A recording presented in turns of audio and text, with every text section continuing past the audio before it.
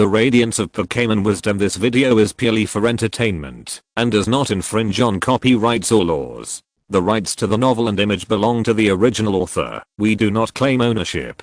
Don't like waiting and want to listen to this fanfic in full now? Subscribe to our Patreon, where you'll find the best fanfics. Chapter 1, Pallet Town. Pallet Town. A small Kanto town with beautiful scenery and a pastoral atmosphere. There was nothing surprising about it, but almost everyone in the Kanto research community knew about it. That's because there lived a professor named Oak, the most authoritative doctor in Kanto and even the entire alliance. There is a vast mountain range in Pallet Town, and Professor Oak's research institute is located here. The vast area and complex terrain, with forests, hills, lakes, mountains, and almost all kinds of terrain, allow all kinds of Pokémon to live freely. In the research institute, an elderly man in a research suit was eating instant noodles in front of the screen with relish. He is the most famous Professor Oak in Kanto. Here, there are countless cute elves playing freely, and next to him, a boy about 10 years old is enthusiastically doing a health check on a fiery red fox with 6 tails.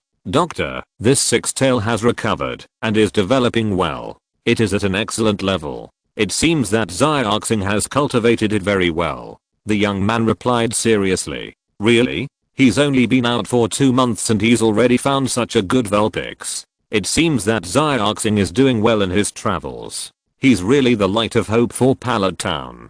Professor Oak exclaimed, while eating instant noodles. Yes, 13 Pokémon have been sent back in 2 months. With the 6 Pokémon I own, maybe I can get a good ranking in this quartz conference. The young man showed a confident smile on his face, but a hint of sadness inevitably appeared in his eyes. Professor Oak saw it, and put down the instant noodles in his hand, and said to the young man, Zahu, you are 10 years old like Xiaoxing. Logically, you should also go on a trip together, but you have to stay alone with me in the institute.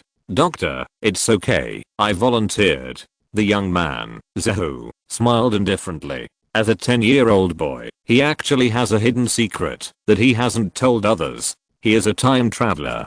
He comes from a world that everyone knows, the Blue Water Planet. The way he traveled was normal. He was hit by a car when he went out, but it was not because he saved someone, but because a car suddenly lost control, and then he fell over so gorgeously.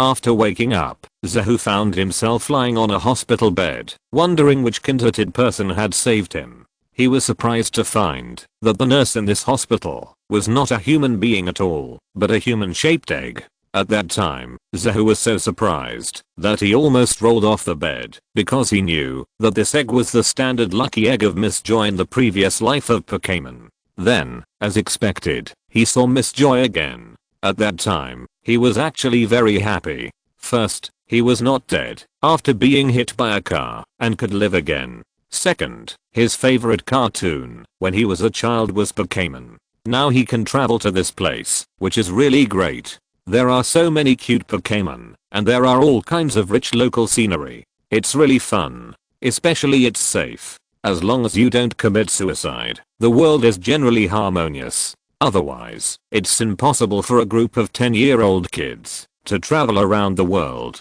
Next, Zahu was surprised to find that his mother this time was Hinako, the mother of Xiaoxi in Pokémon, and his younger brother was Xiaoxi, the #1 protagonist in the Pokémon cartoon. His mother is gentle and generous, and his brother is passionate but obedient. After the initial discomfort, Zahu soon fell in love with his new family, and waited to take his initial Pokémon from Professor Oak when he was 10 years old. Until one day, Zahu, who slept late, found that his mother Hinako was tired and fell asleep on a chair. This is a real world, which is naturally different from the harmonious world in the Pokémon animation. Every child can get a Pokémon when he is 10 years old, but if you want the 3 starters, Charmander, Squirtle, and Bulbasaur, you have to pay extra taxes every year. Otherwise the initial Pokémon may be the green caterpillar or Rattata that can be seen everywhere in the Viridian forest outside. Although Zahu's father and mother are nominally there, the unreliable father has been traveling outside for 3 years without returning home.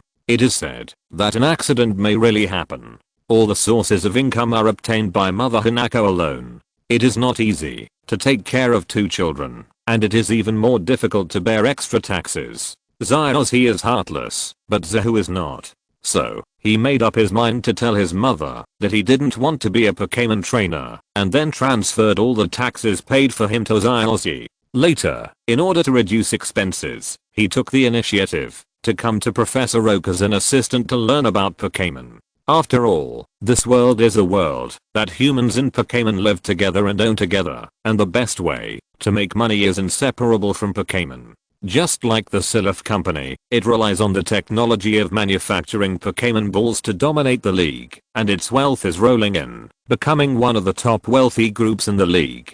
This path is naturally not suitable for Zehu, a 10-year-old kid with no connections. As a civilian, the best way he can go is to be a Pokémon doctor. As a Pokémon doctor, as long as he is famous, the Alliance will provide a lot of funds and accommodation for the doctor to study. It can be said that once you become a doctor, you will have no less reputation, money, and social status. It is impossible to be the richest man in the world, but it is absolutely okay to be a little rich. Look at Professor Oak. His research institute occupies a mountain. Although it is nominally an alliance, as long as Oak is alive, everything here is decided by Professor Oak. As long as Oak is still alive, he can even designate an heir. As long as the heir passes the research exam, he will also be a doctor. Zehu, although he has not played Pokémon for a long time, he still vaguely remembers some things, such as the evolution of EV. Now Kanto has only discovered 3 evolutions of water, fire, and lightning.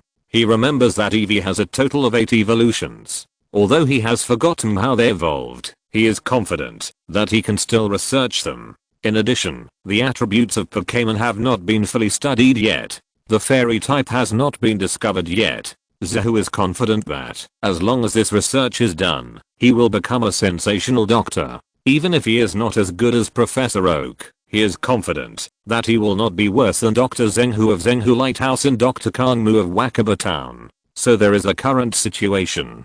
Dr. Oak looked at Zehu with a complicated expression on his face. He was very satisfied with this assistant. Although he was not very old, he was very careful in his work. He had been here for 2 years and read books about Pokémon like crazy. He was not bad in knowledge and was full of love for Pokémon. Compared with him, his 5-year-old grandson was really far behind. However, it was because of his concern that he could see that he wanted to travel and have his own Pokémon. Okay, after you finish your investigation here, go home first. Dr. Oak said. Okay, doctor, I will come to see you tomorrow, but doctor, eat less instant noodles. Didn't I study too hard today and didn't cook for you? Can't you make yourself well fed? Zehu couldn't help but say as he looked at Dr. Oak. That's a waste of time. We are academics and can't waste too much time on things like eating. Dr. Oak said seriously. Okay, doctor, goodbye. Zehu said. Chapter 2 Family. Mom, do you want me to help you? Zehu said while sitting in the living room. No problem, we are all home, so of course mom is cooking. In the kitchen, a gentle young woman with a ponytail was cooking seriously. She was Zehu's mother in this life, Hanako. Okay then. Hanako insisted, and Zehu didn't insist. He stretched comfortably, lay on the sofa, and watched the Pokémon Duel tournament on TV. He is only 5 years old now, and there are still 5 years before the start of the animation world, so the 4 kings of Kanto are not the Dragon King Do, Ice King Kona, Fighting King Ziba, and Ghost King Kikuko, that Zehu is familiar with. Except for the oldest Kikuko, the other 3 are already quite famous at this time, and have won the championship of the Quartz Conference respectively, but they are not kings yet. Mom, brother, I won the prize. At this moment, the door suddenly opened, and a 5-year-old kid directly broke the door, and ran in happily. What's up? What prize did you win again? Zehu looked at the kid with a doting smile. Although the hat that was his true form was not there, it was undoubtedly the original protagonist of this world, Zayossi. As the protagonist, Zayossi's luck is ridiculously strong. Not to mention the various encounters with mythical beasts and the various world savers in the original series. Even now, his luck is ridiculously strong. Every time he encounters this kind of lottery, he can win a prize. It's 3 free round-trip tickets to the Alola region. Zyozzy said happily. Brother, let's go together. I heard that there are many Pokémon in the Alola region that are different from ours. Travel to the Alola region.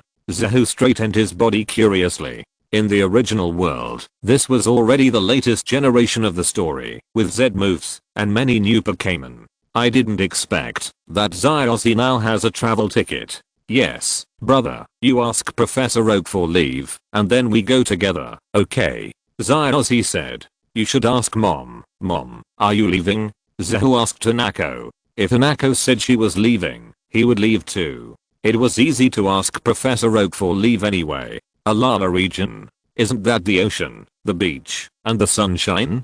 Hanako in the kitchen heard this, and her eyes lit up. She immediately put down her things and said excitedly, Zahu, can I take a leave? If so, we'll leave together tomorrow. Looking at his mother who was more excited than Zyozzy, Zahu showed a helpless expression on his face. Sure enough, he was a time traveler. This was a real mother and son. Okay, let's go together. Zahu also said excitedly. He had been studying Pokémon knowledge seriously for 2 years, since he came here. He had taken various exams and recently passed the Pokémon level 5 breeder certificate. He had never left Pallet Town. Now he really had a place to travel, and it was the beautiful Alola region. It was really great. None of the family members had the character of a fussy person. After confirming that they were going to travel, a group of people started packing their things that night, and then boarded the plane the next day, arrived in Alola that day, and then listened to the special Alola greeting here. When Zyozzy left Pallet Town for the first time, he looked at the Pokémon of Alola with great interest. Now, he was not the flying master who traveled all over the world at the age of 10 5 years later.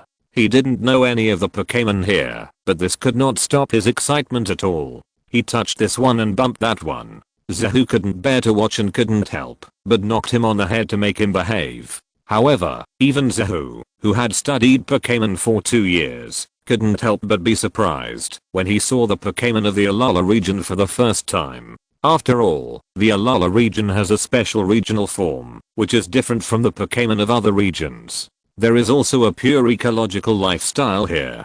Flying in the sky, relying on flying Pokémon such as Charizard and Garchomp, sailing in the sea, relying on Dragonite and Megalodon, and on land, there are special Kintero ox carts, like the car that Zahu is sitting in now, which is pulled by a Kintero.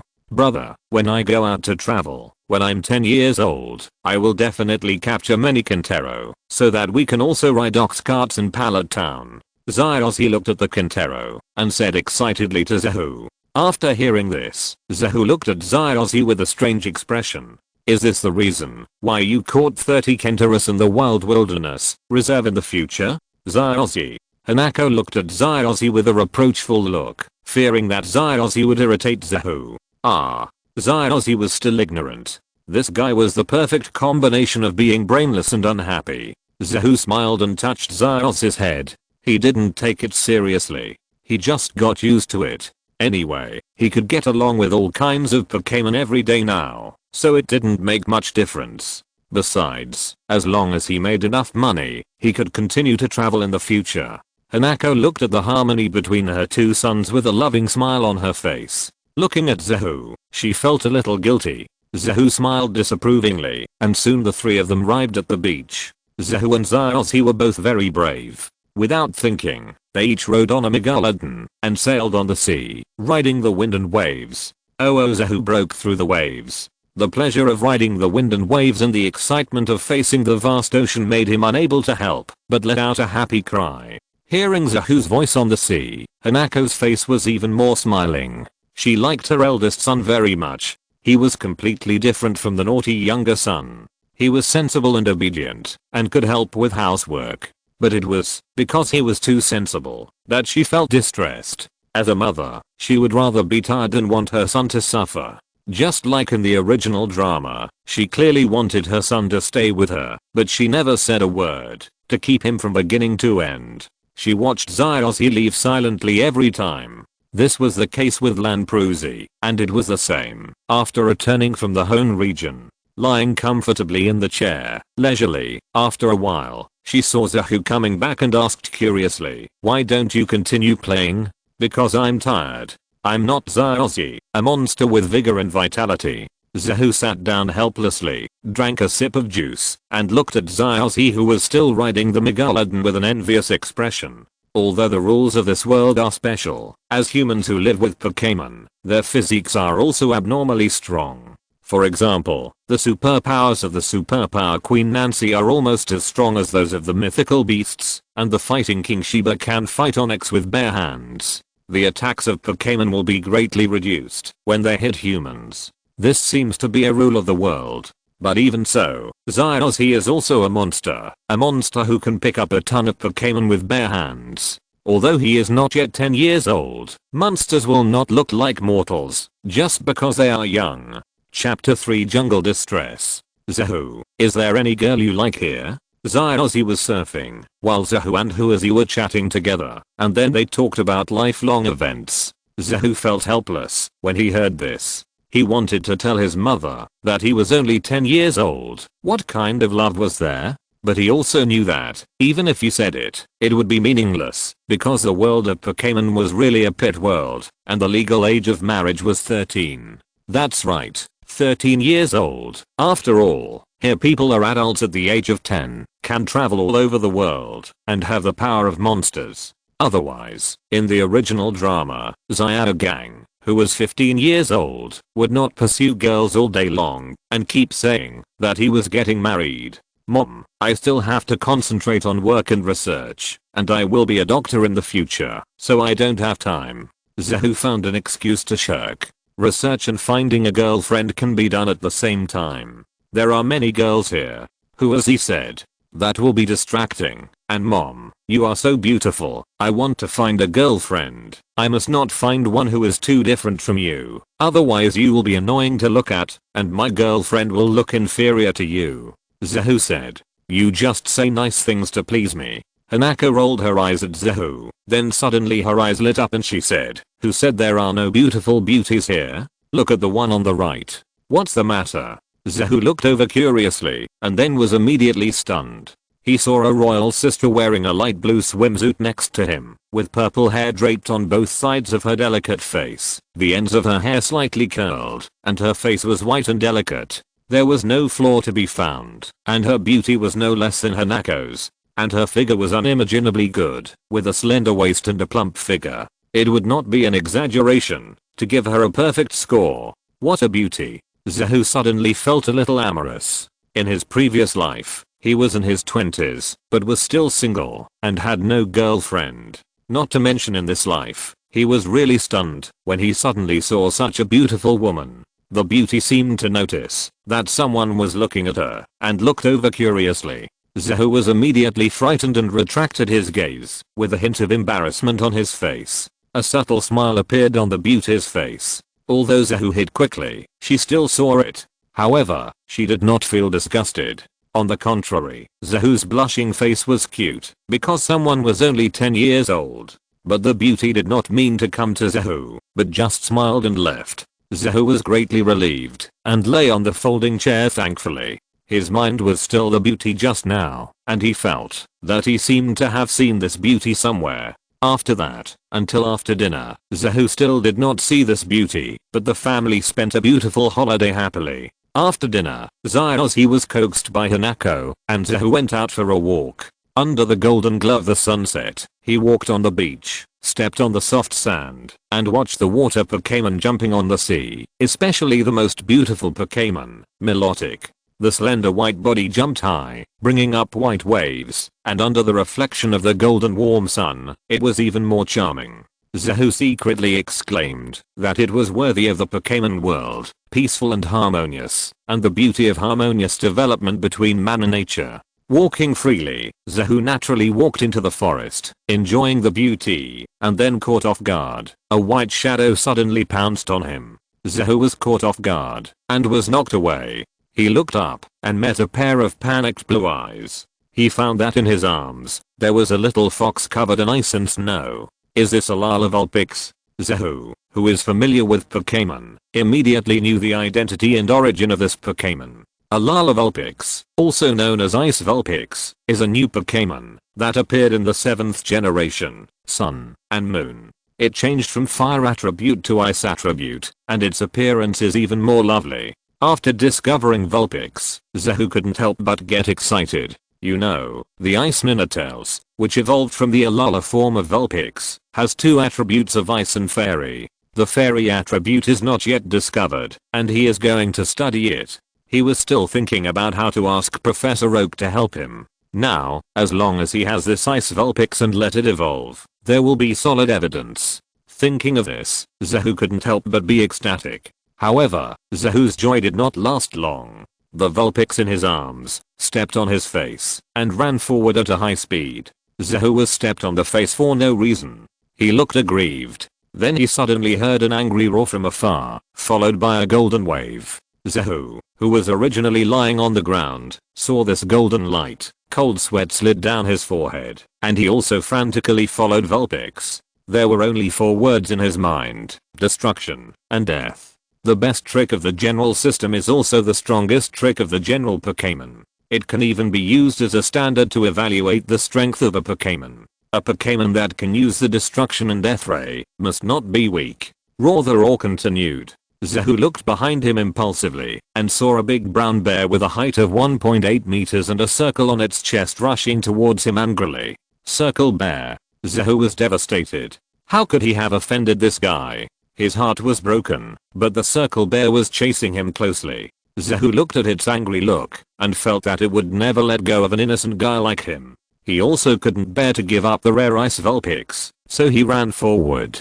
Fortunately, the human beings in this world are strong, so Zahu was able to keep up with the Vulpix and was not caught up by the circle bear and killed instantly. The circle bear couldn't catch up for a long time and was even more angry and kept shouting the destruction death light. Zahu roared in his heart, my god, after the destruction death light is used up, won't there be a short pause and unable to move? Zahu roared angrily, but unfortunately no one came to answer his question, so he could only run away. Just then, a destruction death light came and hit Zahu and Vulpix in the middle. Suddenly, a deep gully appeared on the ground, and the Ice Vulpix was blown up, wailing pitifully in the air. Zahu quickly reached out and hugged the Ice Vulpix, then rolled on the ground, rolled down the hillside, and used his body to protect the Vulpix. Awo Vulpix called out cutely, with a bit of doubt in his eyes, as if he didn't expect that there would be a human who would protect him like this.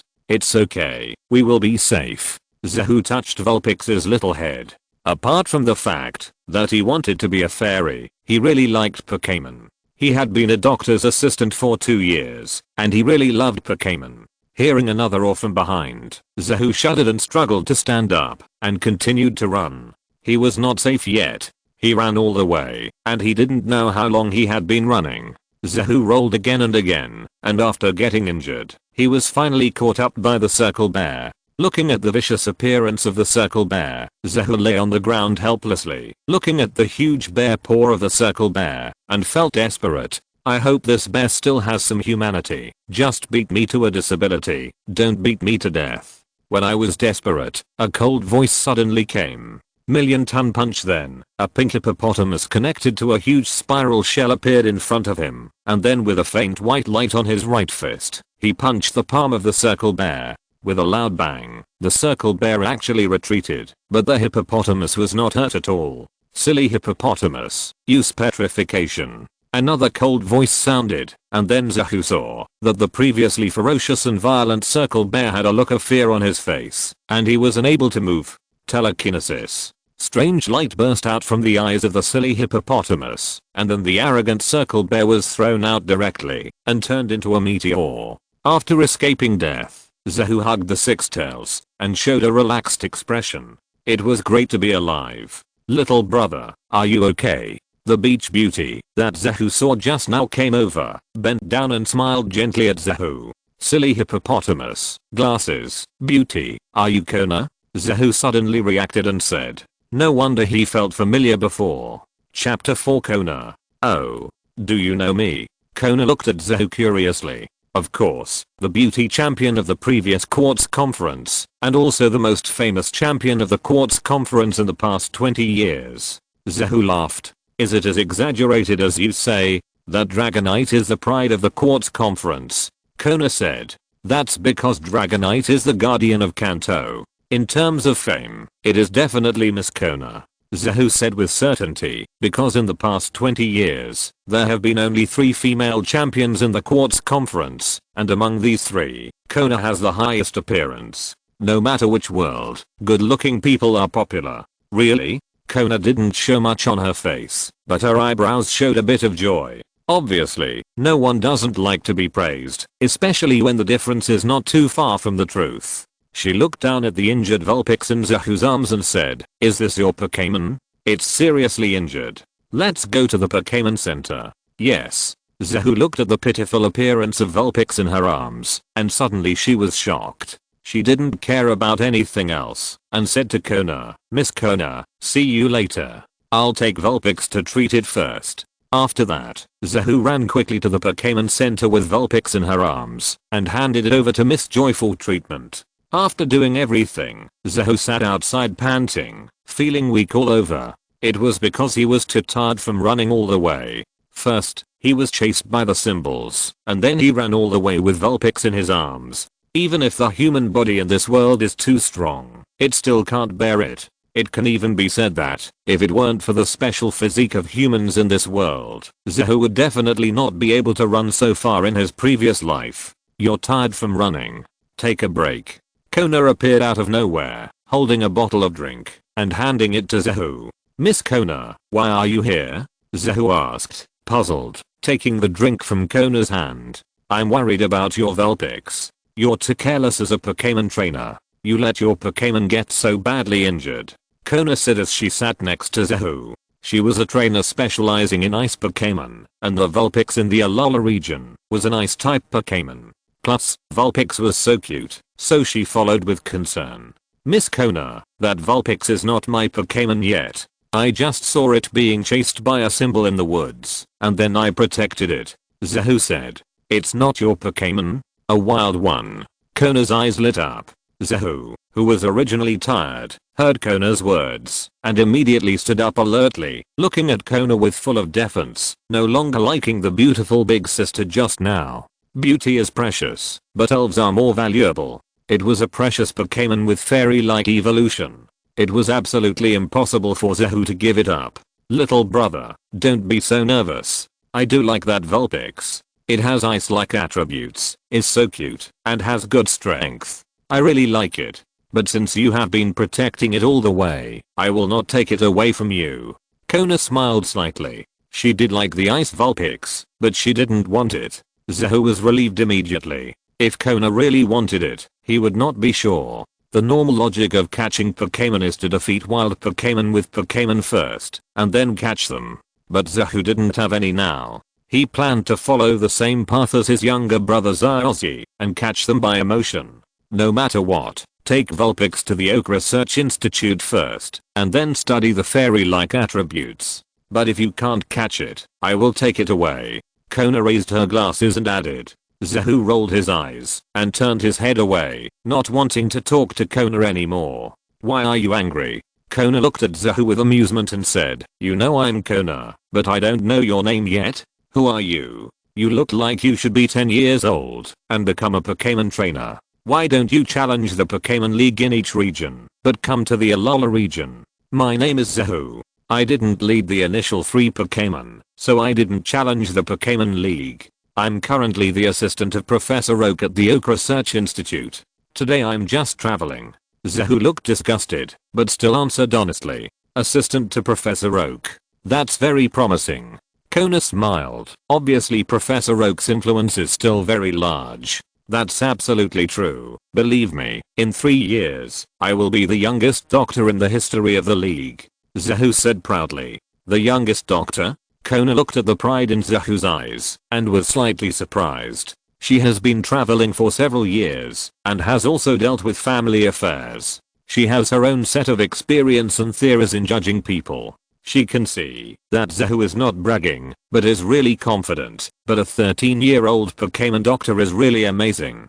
With the corners of his mouth slightly raised, Kona said to Zahu, "In half a year, the current 4 kings of the Quartz League will retire. I will participate in the King Challenge at that time. You can come and watch it." "King Challenge?" Zahu nodded slightly. Unlike the previous life game where becoming the champion of the tournament can challenge the 4 kings and then defeat the champion to become the league champion, in the real Pokémon world, there is more than a few levels between the champion of the tournament and the champion of the league. Becoming the champion of the tournament is just the qualification to join the King Challenge. That's right, come and cheer for me when the time comes, and watch me become the first female champion of the Kanto League in 10 years. Kona said confidently. Female champion?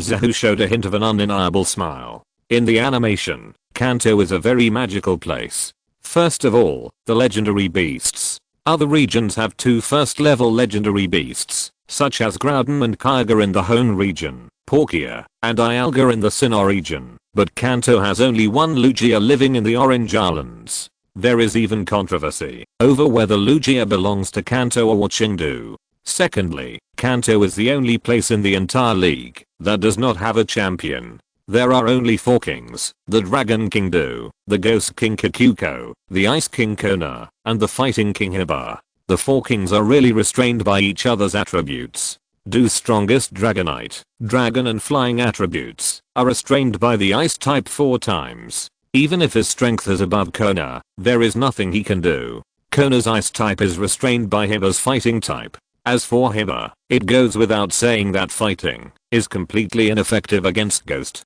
Then Kikuko's Jenga can't beat Du's Dragonite. In the end, none of the 4 people can beat 3 people alone and become the champion of Kanto. In the end, Du ran to Johto and became the champion of Chengdu. What do you mean by this smile? Kona looked at Zahu strangely. It doesn't mean anything. I believe that Miss Kona is the strongest. When the time comes, my whole family will go to cheer Miss Kona up, Zahu said. As if what you said is true, Kona said indifferently. Every player who can enter the King Challenge has incomparable confidence in herself. She naturally believes that she can win the championship. Zahu didn't say anything else, just sat there bored. Suddenly he heard some noise, looked over curiously, and found that 2 10-year-old trainers were having a Pokémon duel. He watched curiously, just to kill time. Chapter 5 Betting. 2 trainers were fighting in front of the Pokémon Center. They didn't care if anyone was watching. They each released their Pokémon in a cool pose. One was pink and looked like a balloon, while the other was a mutated grass-type plant Pokémon that looked like a giraffe. Zahu knew both Pokémon. The first one was Jigglypuff, known as the Pink Devil. In the animation, Jigglypuff, who always followed Zyozzy, had a unique singing trick and traveled all over the world. Besides the ancient Pokémon, he never failed to catch them. He was a bug-like existence. Although this one was not that powerful, it was considered excellent in terms of training. The other one was a grass-type Pokémon that looked like a giraffe. How should I put it? It was the shame of the dragon-type Pokémon. The Alola coconut tree was a special mutated Pokémon in the Alola region. Because it was exposed to too much sunlight, its genes mutated, and it grew to 10.9 meters tall. It also had an extra head on its tail. Its attributes also changed from Grass plus Psychic to Grass plus Dragon. But there is really nothing about this thing that looks like a dragon, and it is almost at the bottom of the dragon type Pokémon. After all, there are basically no weak dragon type Pokémon. You should know that in each area of Pokémon, except for Banjara and Metagross, the remaining 6 of the 8 quasi-gods are all dragon type. It almost makes people think that all dragon type Pokémon are quasi-gods. Jigsaw used Jetfire. Under the watchful eyes of the crowd, the 2 trainers did not panic. Jigglypuff's trainer calmly issued his own attack command. Alola coconut tree was unable to dodge and was hit by the Jetfire, but from the expression, it did not show any painful expression, and it was obviously not hurt. The trainer of coconut tree also immediately issued an order. Coconut tree, use seed bombs. Coconut tree shouted happily, and the leaves on its head emitted green light. Several bomb-like objects appeared out of thin air and hit Jigglypuff. Jigglypuff was also hit directly, and was blown back repeatedly. The pink body was also covered with dust, and it looked seriously injured. That's weird. Coconut tree is a grass plus psychic type, so it should be very effective when it uses fire jets. Why is it so bad? Kona, who was also paying attention to the game, asked curiously. Huh? Don't you know? Because of the special environment in the Alola region, many Pokémon that are different from other regions were born. For example, Coconut Tree changed from a Grass plus Psychic type to a Grass plus Dragon type. Because the Dragon type is resistant to fire, it can only deal normal damage. Zahu said. Well, I just came here for vacation, and didn't think too much about it. But from what you said, there should be a lot of mutated Pokémon here. Then I'll travel in the Alola region for the last 6 months. Kona smiled slightly. She was confident that she would definitely win the championship in the King Challenge. Once she won the championship, she would have to take on the affairs of the Alliance, and would no longer be able to travel wherever she wanted. The situation here is really special. It is said that there is research and development of Pokémon Z moves. You can study it, and maybe increase your chances of winning the championship. It's a pity that, because the economic development of the Alola region is really not very good and too primitive, the Alliance has not developed its main force here. Neither the Pokémon Conference nor the gym has been set up. Zahu said. Little brother, you know a lot. I suddenly feel that you really have a chance to become a Pokémon doctor. Kona sighed. I know the world's major events without leaving home. That's what I'm talking about. But I don't just want to be a Pokémon doctor. After I become a doctor, I also want to be a Pokémon master. After I travel to various regions, I should come to challenge the Kanto championship. I hope to take it from you, Kona. Zahu smiled. Okay, I'm looking forward to it. There's something strange about the battle outside. Kona suddenly noticed the changes in the battle outside. Coconut Tree used a powerful dragon tail to hit Jigglypuff, but Jigglypuff, who was perfectly hit, was like nothing happened. He used a series of slaps to hit Coconut Tree alive.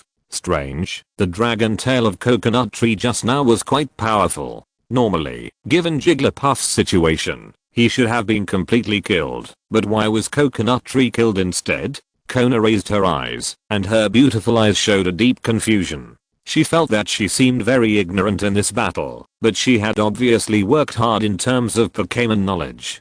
Because Jigglypuff is immune to dragon type skills, Zahu said. Now the fairy type attributes have not been studied yet, so people in the Kanto region only judge Jigglypuff's attributes as general, but in fact, the judgment is general plus fairy. Fairy type can be called the nemesis of dragon type, and it can hit dragons twice as hard, while dragon type skills are ineffective against fairies. That Coconut Tree was really unlucky. It didn't use grass type skills, but used dragon type skills instead. It deserved to be defeated. Immune to dragon type skills? Kona was surprised. Among all Pokémon, dragon type Pokémon are recognized as the strongest. Almost all Pokémon with dragon attributes are not weak. Now there is a Pokémon that can be immune to dragon type skills. Are you serious? Jigglypuff is immune to dragon type skills? That's the theory, and it's not just Jigglypuff. There are other Pokémon, but the actual situation needs further investigation. When I write this report, I will be a doctor, Zahu said proudly. If you can really find an attribute that can be immune to the skills of dragon Pokémon, then you will definitely become the newest doctor in the academic world. When that happens, don't forget your sister, Kona said. Sister Kona, such a beautiful, gentle, and powerful trainer, no one will forget it, Zahu said. Then let's move towards each other's goals together. Let's see who will become a doctor first, or I will become the champion first, Kona said. Zahu's eyes turned, and he suddenly showed a weird smile and said, Sister Kona, how about we make a bet to see who completes his goal first? Whoever succeeds, the loser must unconditionally do something for the other party. Okay, if you want to bet, I'll accompany you. Anyway, when the time comes, I will feel more comfortable to be the champion with a doctor as my younger brother anytime and anywhere, Kona said confidently. It's a deal. Zahu showed an excited smile. Sorry, it's impossible to become the champion. In the original book, Zyos went out to travel, and you are still the Ice King. Which of the 3 people, Watari, Kikuko, and Shiba, is not a monster? One has the Kanto quasi-god Dragonite, one is the current king, and the oldest king in the Kanto League, and the last one has a restrained attribute, and he is still a monster who can fight with Onyx barehanded. The position of the king is no problem for you, but you should forget about the championship. Earning the future Ice King for free is a condition, and Zahu is happy just thinking about it. Chapter 6 The First Pokémon. Beep. While Zahu and Kona were talking, Miss Joy's treatment was finally over, and Miss Joy and Jigglypuff pushed Vulpix out. Zahu jumped out, and looked at him with concern. When Vulpix on the bed saw Zahu, his bright eyes showed a happy expression. He shouted happily, and jumped directly into Zahu's arms. Zahu touched Vulpix's head lovingly. They lived and died together, and Vulpix's favorability towards him really increased.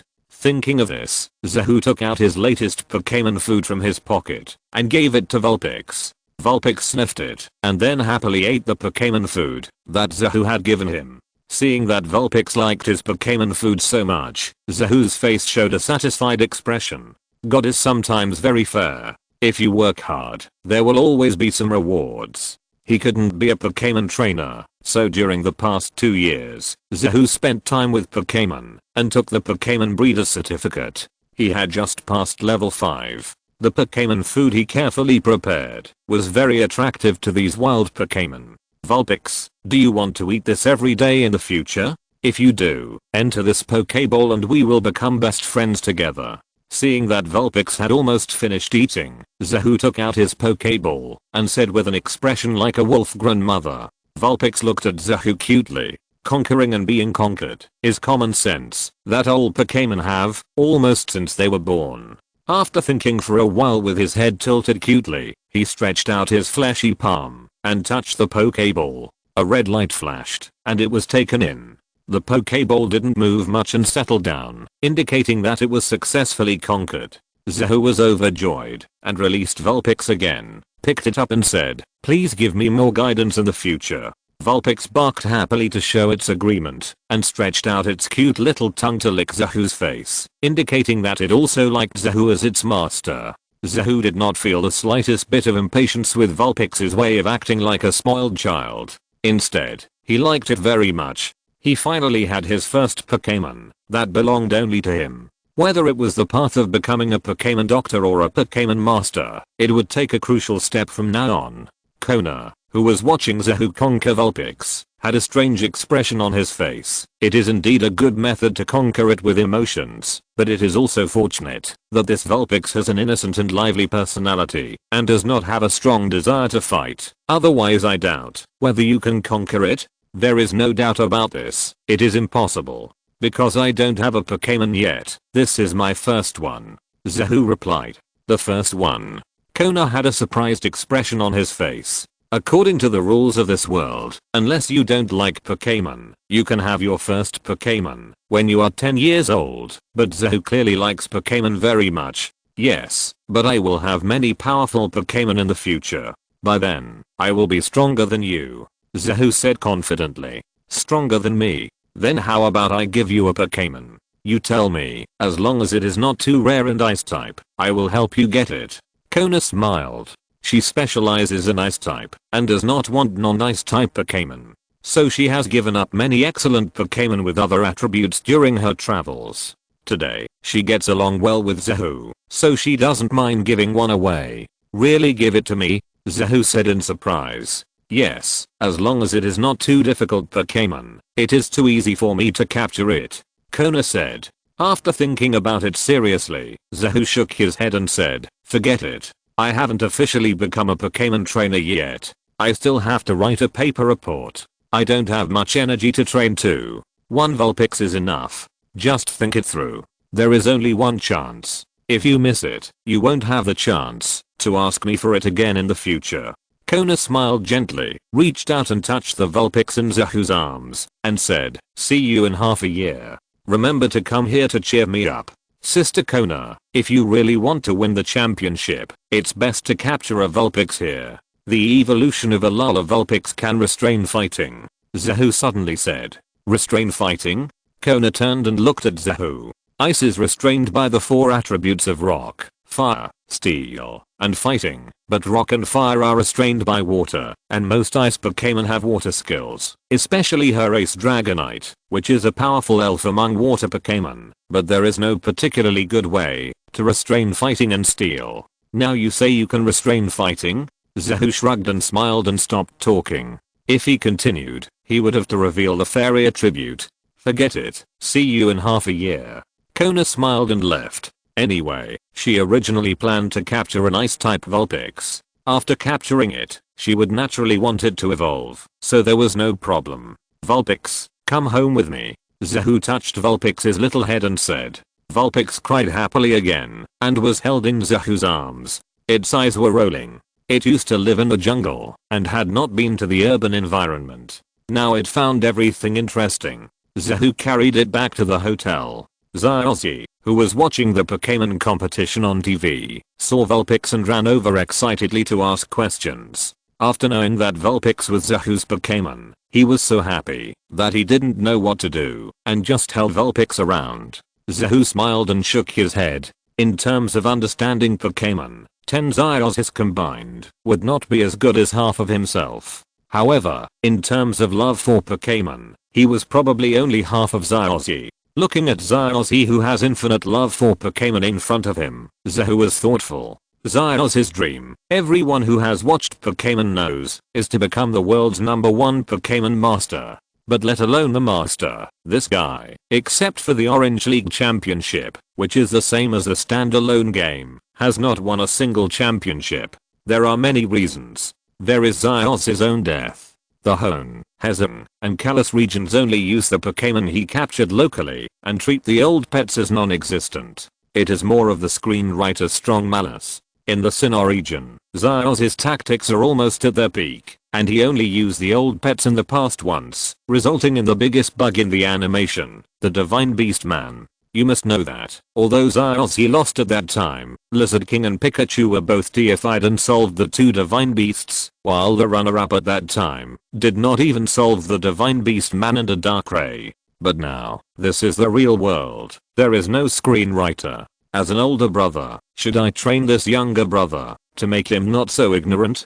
Although passion and bond are the reasons why Xiaozi is the strongest, blind passion will make him a little mentally retarded. The younger brother is mentally retarded, and the older brother is also ashamed. Thinking of this, Zahu suddenly stretched out his hand and pressed on Xiaozi's shoulder and said, Xiaozi, there is a special Pokémon school here, and the principal is Professor Oak's brother, Oak Chengai. Why don't you go in and study? Chapter 7 Research on New Attributes. In the end, Xiaozi did not study at a Lola school, but returned to Kanto with Zahu. After all, Xiaozi was only 5 years old, and he was not the traveler who had traveled all 6 leagues in the original book. Hanako's mother was worried, so she decided to go home. Zahu had just made up his mind, so he didn't say anything.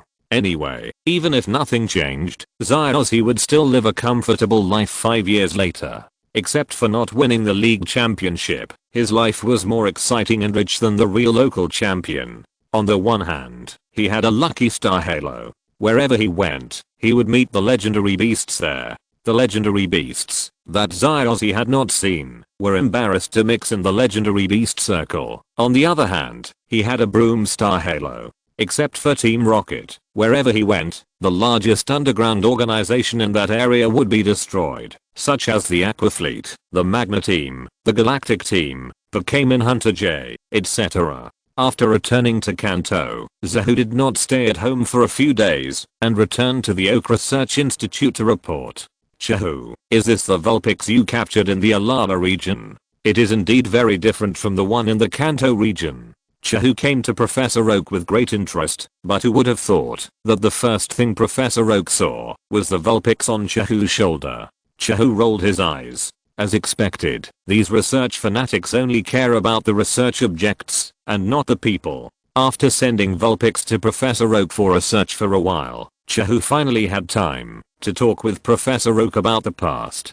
Zahu, from my observation, your Vulpix is developing well, and is not worse than the average Pokémon. You are 10 years old now. Do you want to use this Vulpix to travel? As for the money, I can sponsor you. Anyway, you live in the Pokémon Center, and don't need any money.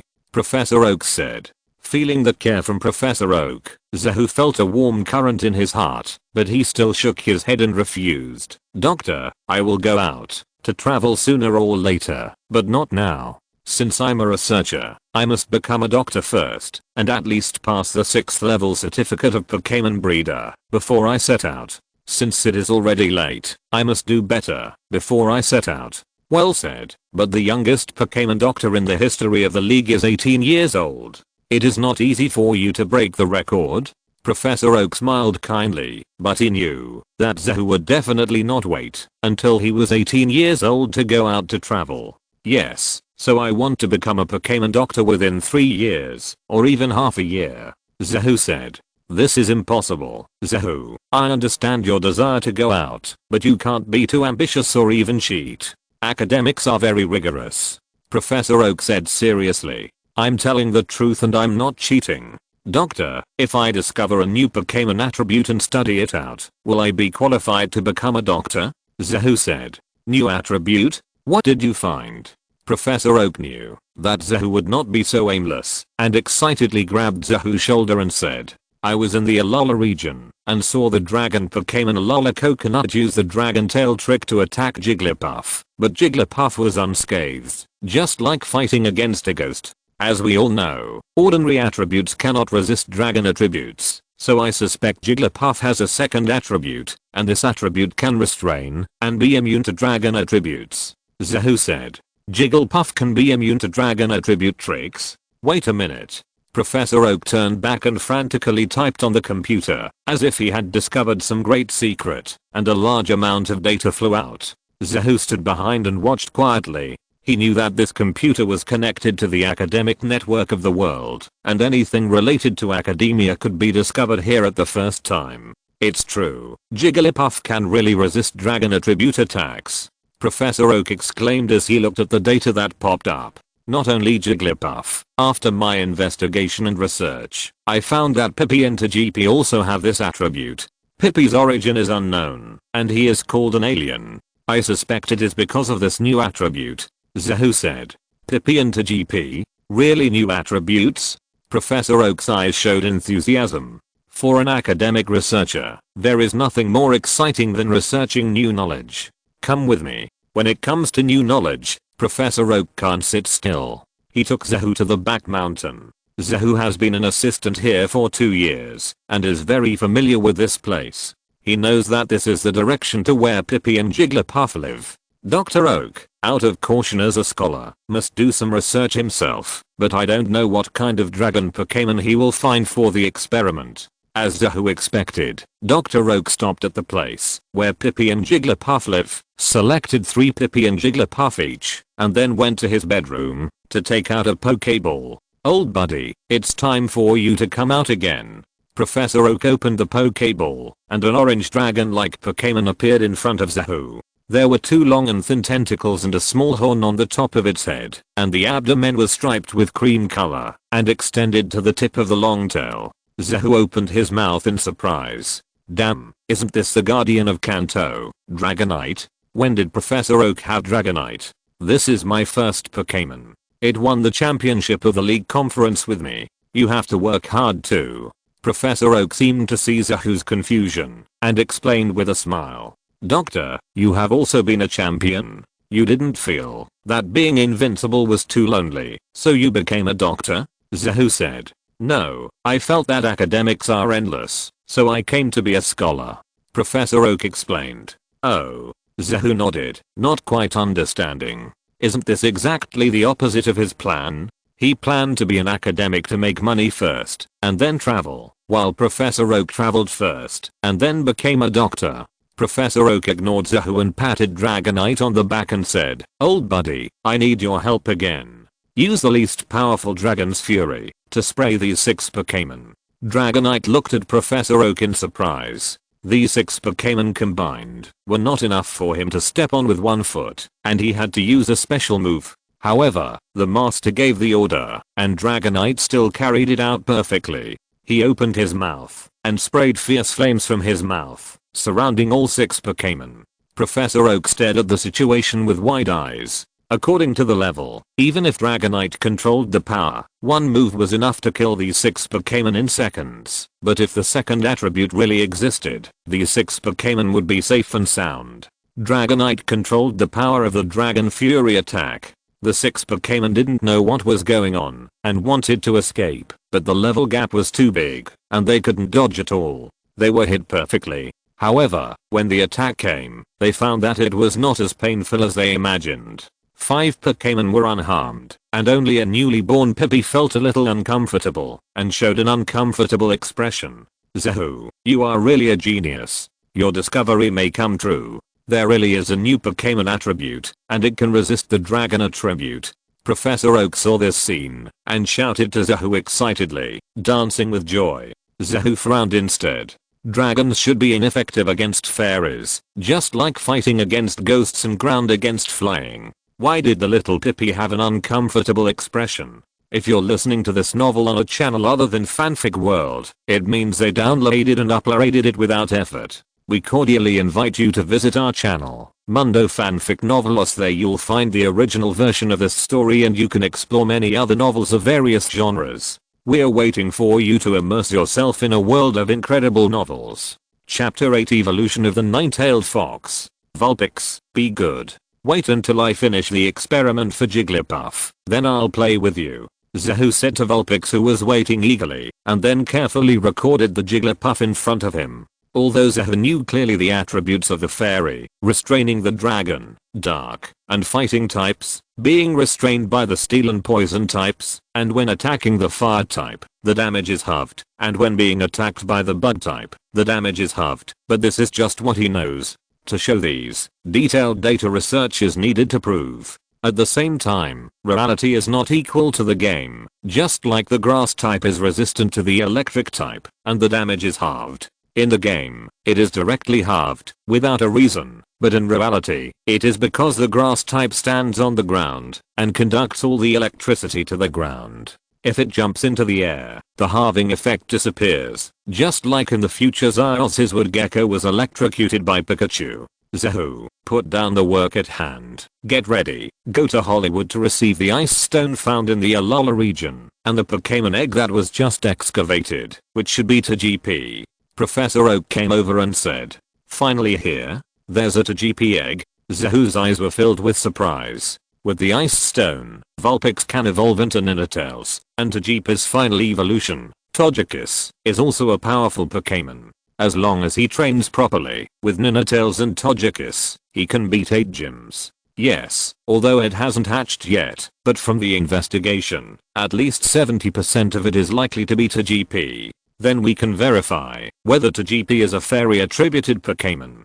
Professor Oak said, okay, I'll go now. Vulpix, follow me. Hearing that the thing he had been thinking about for a long time had finally arrived, Zahu didn't bother to study it, and rushed out the door. The Vulpix behind him followed closely, and jumped onto Zahu's shoulder. Zahu glanced at the Vulpix on his shoulder with a bad temper, thinking that after you evolve, you will never be able to jump onto my shoulder again. At that time, I will ride you instead.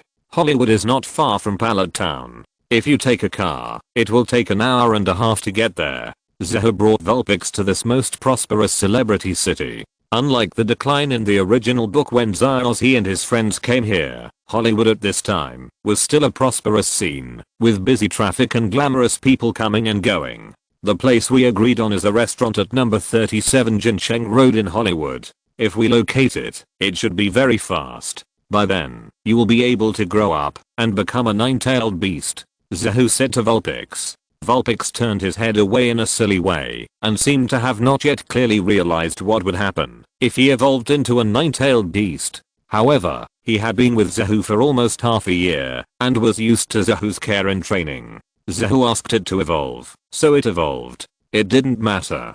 Zahu smiled and touched Vulpix's head.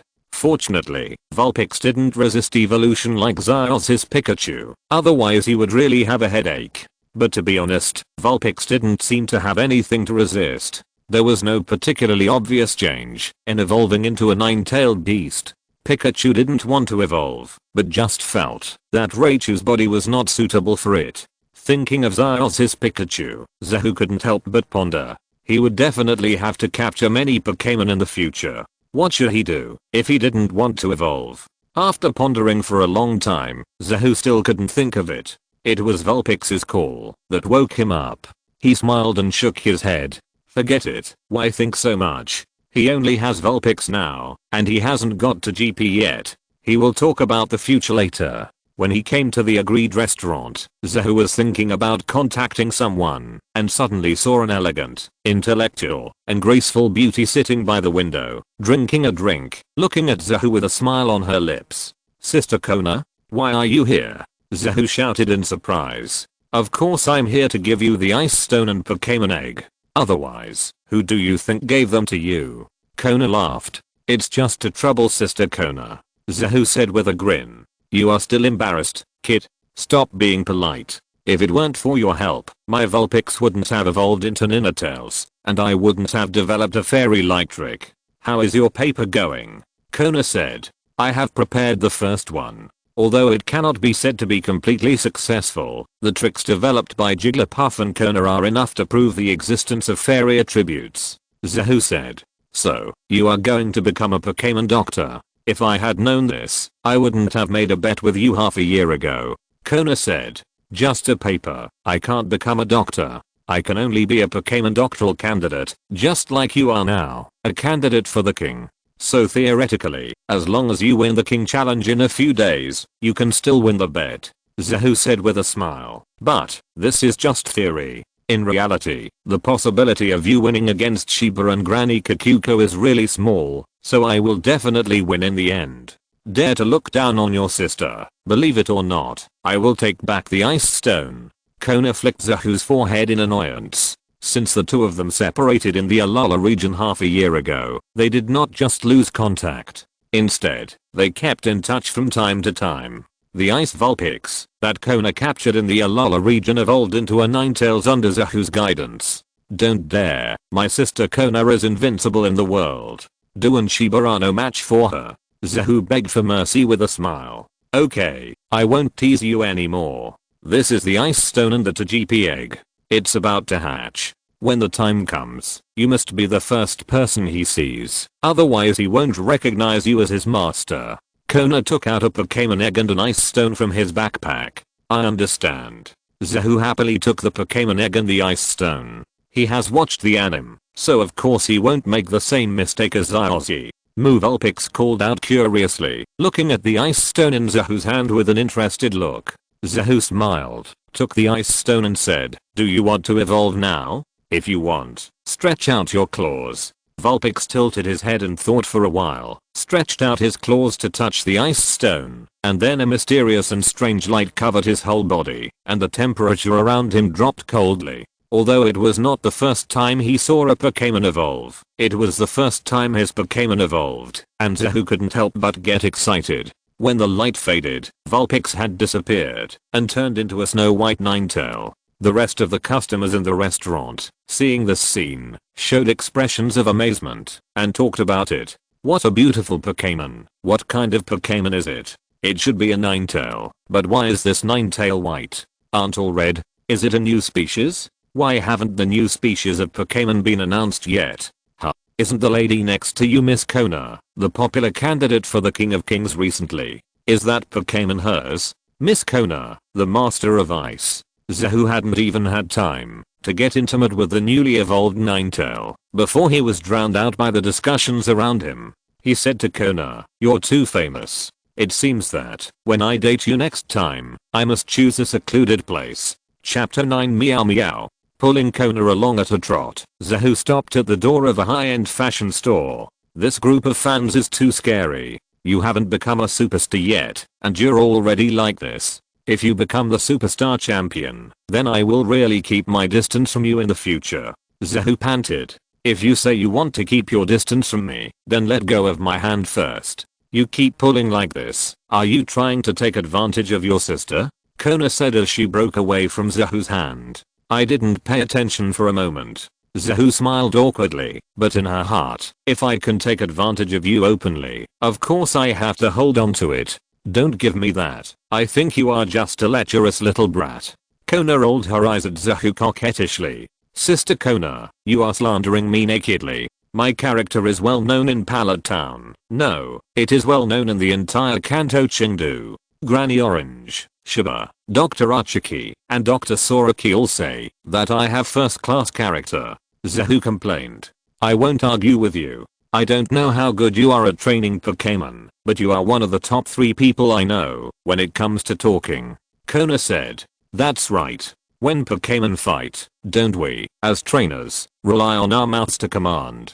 I can talk fast, and Pokémon fights even faster. Zahu said. When Pokémon fight, the most important thing is the bond between the trainer and the Pokémon. In the battle, the mind and the heart are united, and the speed of the mouth is secondary. Otherwise, if you talk fast, the Pokémon won't be able to react, and it won't work at all. Kona said. Then the bond between me and Vulpix, no, Ninetale, is definitely the best. Ninetale, right? Zahu shouted to the Ninetale on the side. Ninetale's eyes sparkled, and it shouted happily, and pounced on Zahu like before, but it forgot that its body was no longer as thin as before, and it pounced on Zahu, and Zahu was thrown to the ground gorgeously. Oh, Ninetales, you're bigger now, you can't just pounce on me as you please like before. Zahu, who was thrown to the ground, touched Ninetales' head helplessly. Ninetales tilted its head, seemingly not understanding Zahu's meaning, and licked Zahu's face with its pink tongue. Okay, my fault. Tomorrow I'll go practice physical skills with Shiba. By then I'll have a muscular body, and will be able to withstand your pounds. Zahu was even more helpless, lying on the ground like a dead dog. Kona was watching with amusement, touched the Pokeball on his waist, and released his own ice Ninetales.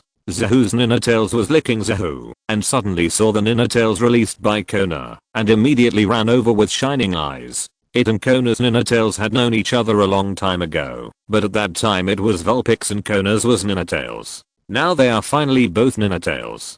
Kona's Ninetale was a little confused at first, but when he saw a companion that looked exactly like him, he also happily came over. When he found that this Ninetale was the evolution of the familiar Vulpix, he was even happier. The two Pokémons happily played together. Get up, don't lie on the ground anymore, you are not good at all, Kona said.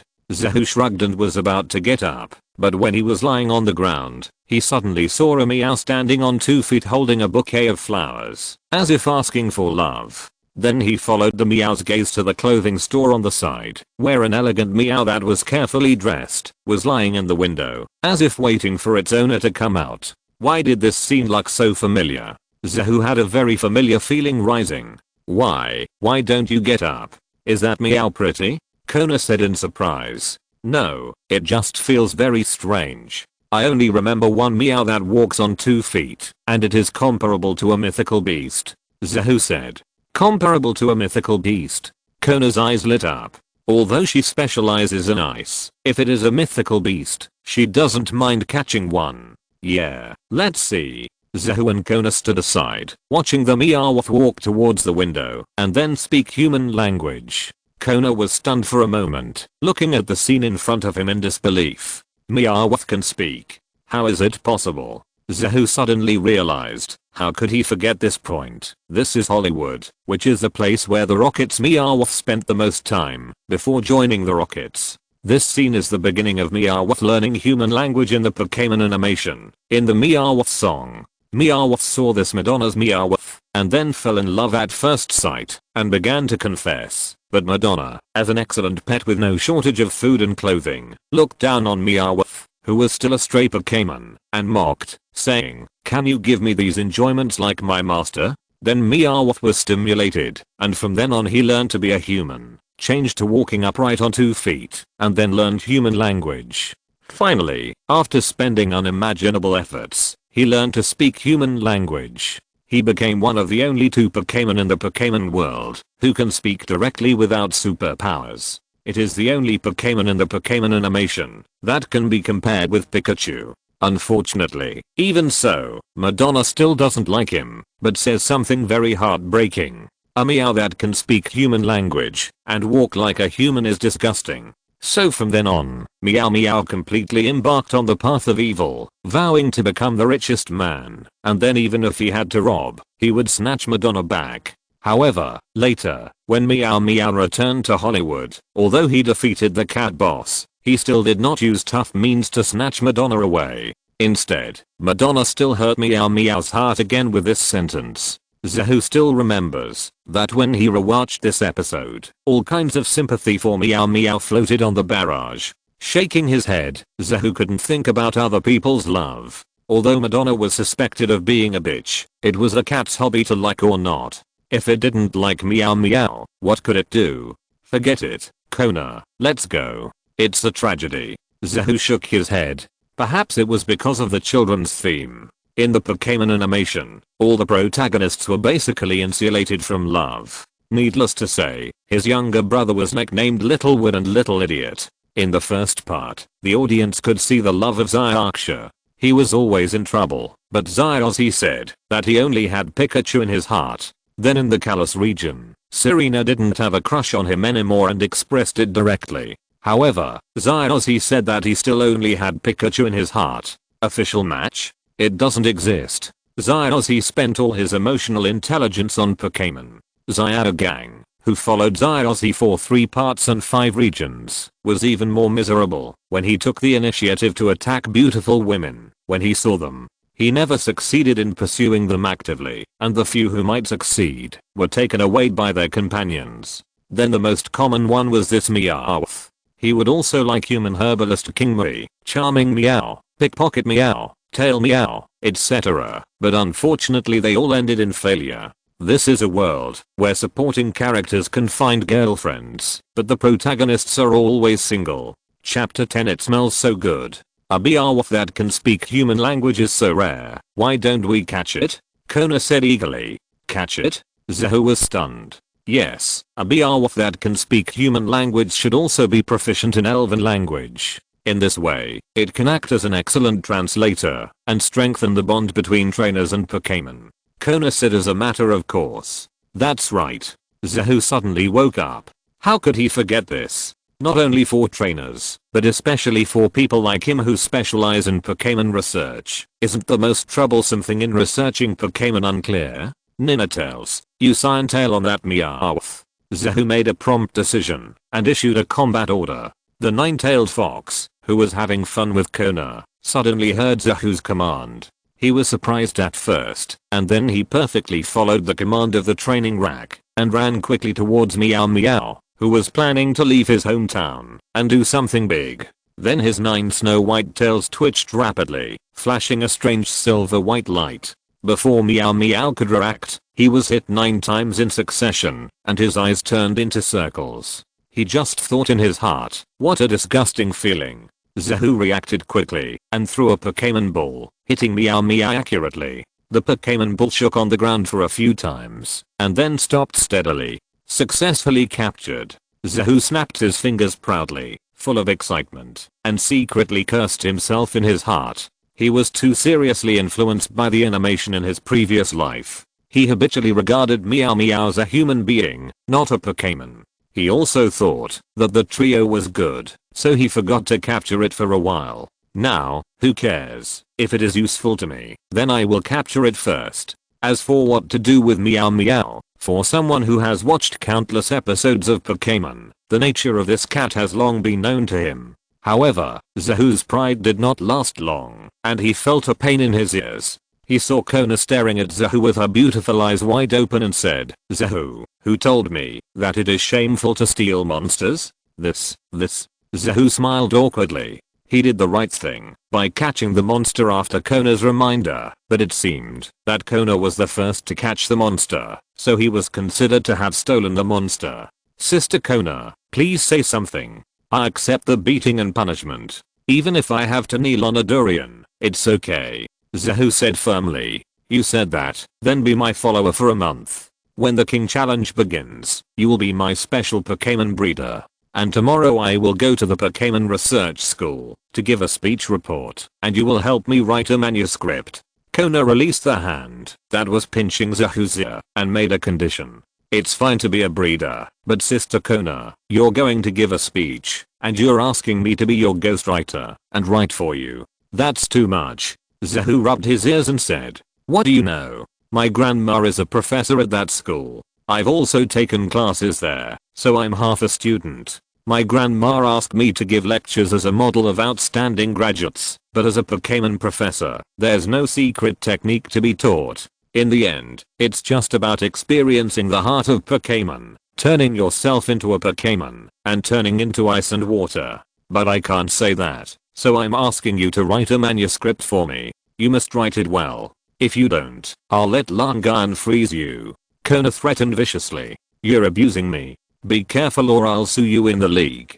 Zahu said. It doesn't matter. When I become the league champion, I'll abuse you openly and no one will come to me. Kona said proudly. You can't get it. Zahu coldly poured a basin of cold water on him. HMM. Kona's eyes sharpened, and his white jade hand reached out again, but Zahu dodged it in advance. Although I'm not a Saint Seiya, the same trick is ineffective against me. As he spoke, Zahu proudly took the Pokeball containing Meowth, and then walked to the fried chicken shop on the side, bought several pieces of fried chicken, and then released Meowth. Hey? Who are you? Why are you attacking me? Meowth shouted loudly. Because you are a Pokémon, and I want to conquer you. Now I'm your trainer, that is, your master, so you must be obedient. Zahu said. Impossible. I want to be the greatest villain in the world, Meowth, and I will never obey the command of humans. I'm leaving now, Meowth. Meowth showed an extremely disdainful expression, and took a step to leave. This is the biggest difference between the Pokémon world and the game. In the game, only trainers release Pokémon, but no Pokémon abandons the trainer. But here it is really possible. Just like in the original book, Chikorita, who was captured by Xiaozi and Chengdu, was nicknamed Sundeerleaf and Vinegarking Leaf. Because she was jealous of Pikachu, she ran away from home in the middle of the night. If Pikachu hadn't found her, she would have been separated from Xiaozi. No one knows who made the rules of this world. Generally speaking, it is biased towards humans. As long as humans capture Pokémon, Pokémon will obey the trainer's instructions to a certain extent. Natural loyalty. For humans, a Pokémon is just a part of their life, while for many Pokémon, the trainer is everything. However, for some special Pokémon, it is different. For them, the relationship between trainer and Pokémon is a two-way choice, and Meowth is naturally special among the special ones. It is the only Pokémon that can speak directly, except for the Hippoking in the Orange Islands. However, since he dared to capture Meowth, Zahu was of course prepared. He took out a piece of fragrant roast chicken from his pocket on the side, and blew it hard. The fragrance spread, and the originally determined Meowth stopped immediately. Originally, I bought it for my Pokémon, but now the Pokémon is gone, so I'll just eat it myself. Zahu said. Roasted chicken, mine. No, meow. When Meow Meow heard that the roasted chicken was for him, he couldn't help it at all. He rushed over and tried to snatch the roasted chicken from Zahu's hand, but he ignored Zahu's nine-tailed fox. The nine-tailed fox saw Meow Meow's action, raised his head lazily, and shot out an ice particle, instantly knocking Meow Meow away. Meow. Although he was hit, as a member of the Rocket Team trio in the original book, Meow Meow was naturally strong and unscathed. He immediately stood up and looked at Zahu eagerly. He didn't dare to snatch it, but he would act cute. For a bite of food, what moral integrity is there? For Meow Meow, that doesn't exist. You talk about moral integrity to a cat. Are you funny? Be my Pokémon, and translate Pokémon's words for me. Then I can let you eat roasted chicken every day, sleep in a warm bed, and take a comfortable bath. Zahu held the roasted chicken in front of Meow and tempted him. Eating roasted chicken every day. Is this a life for a cat? Isn't this a life for gods? Two green lights flashed in Meow's eyes, and the cat's paws couldn't help but stretch out towards the roasted chicken handed by Zahu. But at the moment of contact, Meow held on and cursed in his heart. Meow, what are you doing? You are determined to be the worst villain. What are you doing now? Just for a roasted chicken. That's a roasted chicken. A roasted chicken. Two voices fought in Meow's mind. One is ideal, the other is reality. Forget it, Meow. Since you don't want to eat it, then I'll eat it. Zahu took the roasted chicken and was about to put it to his mouth. Wait, I will be your Pokémon, and you will be my master from now on. Seeing that his roast chicken was about to disappear, Meow subconsciously made a decision under the request of his stomach. The transaction is successful. Zahu showed a cunning smile. Little guy, can't I cure you? Don't I know your nature? Meow Meow quickly ate the roast chicken that Zahu gave him and thought to himself, idiot human, do you think Meow Meow can be conquered by just a random roast chicken? Look Meow Meow, I will eat yours, drink yours, and then leave immediately at night, so that you can't find me. This is what a big villain should do. Hey, this roast chicken is so delicious. If there is more tomorrow, why don't I leave the day after tomorrow? I wrote more and posted it. After all, there is no feeling in the 2 chapters. Also, say a belated happy Mid-Autumn Festival. Chapter 11 Musashi Kajiro. When Pokémon and trainers get along, we can't just emphasize the identity of master and pet.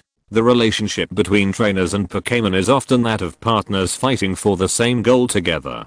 Pokémon will burst out stronger fighting power for the trainer. At the Pokémon Research School, Kona stood on the podium in lavender clothes and confidently gave a speech to hundreds of students below the stage. Zahu sat next to him and listened. Looking at Kona's confident expression, the corners of his mouth curled up slightly. Although he is not one of the 4 heavenly kings yet, from his current eyes, Kona now has the demeanor of the future Ice Queen.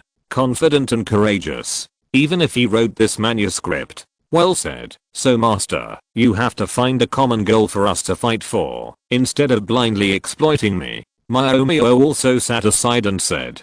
Although Zahu had subdued him, he felt that letting a Pokémon that was no different from humans in terms of IQ and psychological ability live in a Pokéball was abusing Myomio, so he had always kept him outside. As for Myomio, why hasn't he left yet? Of course, it's because he can't bear to part with tomorrow's roast chicken. Then, infinite tomorrows, he has been with Zahu for almost half a month. Of course, Meow Meow didn't know that it would be useless for him to run away, because Zahu, who was familiar with his cat character, didn't trust him very much, so he had installed a full alliance positioning system on him. As long as Zahu wanted to find him, he could find him, even if he escaped to the ends of the earth. Ideal. Your ideal is to make money, right? In a few years, when I have the capital, I will do business for you and exchange it for a pure gold coin for you. Zahu smiled. Isn't Meow Meow's ideal, or the ideal of Team Rocket, just one? Make money, very rich. Of course, because of Team Rocket, starting from the Hone region, the specific form of expression is promoted to Cardas, took office as branch director. It feels great. Although Zahu has never known why this group of people are so persistent in catching Pikachu, judging from the performance of the 3 people doing business at the Alliance conference several times, the 3 of them are honest and down to earth in business, and have made a fortune long ago. It is a complete waste of talent for these 3 people to catch Pikachu. Pure gold coins. Give the cat gold coins. Meow Meow's eyes lit up, and he looked at Zahu with unprecedented kindness. The plan to escape was put on hold for the time being. At least he had to trick the gold coins into his hands before leaving. Make way, give me a seat. At this moment, a gentle voice sounded. Zahu looked down and saw a man and a woman, 2 people dressed as students, crouching and walking towards him. Zahu was happy. They came halfway through the professional lecture. They must be either top students or poor students. Judging from the performance of the 2 people, they are more likely to be poor students. However, looking at the 2 people, Zahu had a sense of deja vu. One had short light blue hair and the other had long purple red hair. Turning his head to look at Meow Meow beside him, it seemed that they were a group of people. Hey, Kajiro, why are you talking so much? Why don't you just sit down? And you are a Pokémon trainer, so put the Pokémon into the Pokéball. While let him come out. The purple red-haired woman first said to Kajiro in dissatisfaction, and then ordered Zahu with a robot's bad attitude. Musashi, isn't this good? This is the seat occupied by someone else. The boy with short light blue hair said embarrassedly. Hearing this, Zahu confirmed his guess. That's right, these 2 guys are Musashi and Kajiro, and they form the Rocket Team trio with Meowth beside them. As the saying goes, the heroines are changing, but the Rocket Team is always there. They chased from the Kanto region all the way to the Alola region. As long as there is Xiaoxi, there are them. Even if Xiaoxia left and Xiaogang left, they still followed. No matter how many maps you change, you can always see these 3 funny guys. Some people even directly said that the heroine of Pokémon is not Xiao, Guangs, etc., but Musashi. Which heroine has more scenes than her? However, Zahu felt uncomfortable when he heard Musashi's commanding tone. Of the 3 members of Team Rocket, Musashi was the most difficult to get along with. He was a queen, at Sundeer, a domineering, and a willful person. Although the 3 members of Team Rocket were all quite likable, just like their opening remarks, they were cute and charming villains. But if you had to find someone who was not likable, it would be Musashi. You 2 late idiots, you are late. If you are late, and you still want meow meow to give you a seat, impossible, meow. Zahu hadn't spoken yet, but meow meow was not a good-tempered cat, and he started to scold directly. Huh? How can a Pokémon talk? Kajiro said in surprise. Who cares? You, a Pokémon, dare to refuse humans. Believe it or not, I will kick you to death.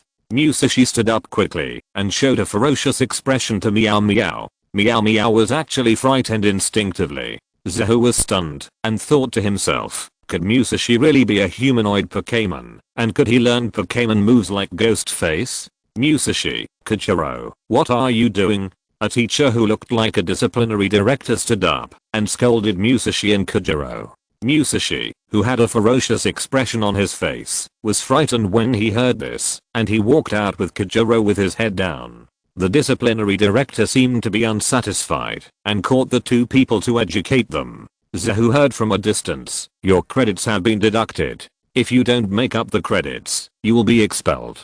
Zahu shook his head and thought, this should be what happened before the 2 people went to ride bicycles. The 2 were kicked out of the Pokémon Research School. What are 2 idiots, sneaking into a tender class, and dared to stand up and threaten openly? Meow Meow said contemptuously. Zahu glanced over and said, Meow Meow, everyone else has the right to say this, but you don't. Will your level of funny and stupidity in the future be no less than these 2? They are all at the same level, so don't laugh at each other, okay? What are you doing? You don't want to regret not giving Meow Meow the gold coins, do you? Meow Meow looked at Zahu strangely.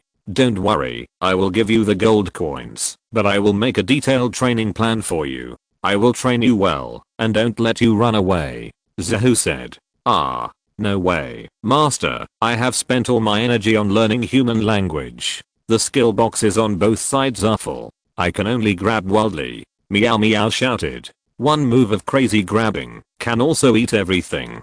Zahu said, there is something in the original drama that I don't know if it is a bug.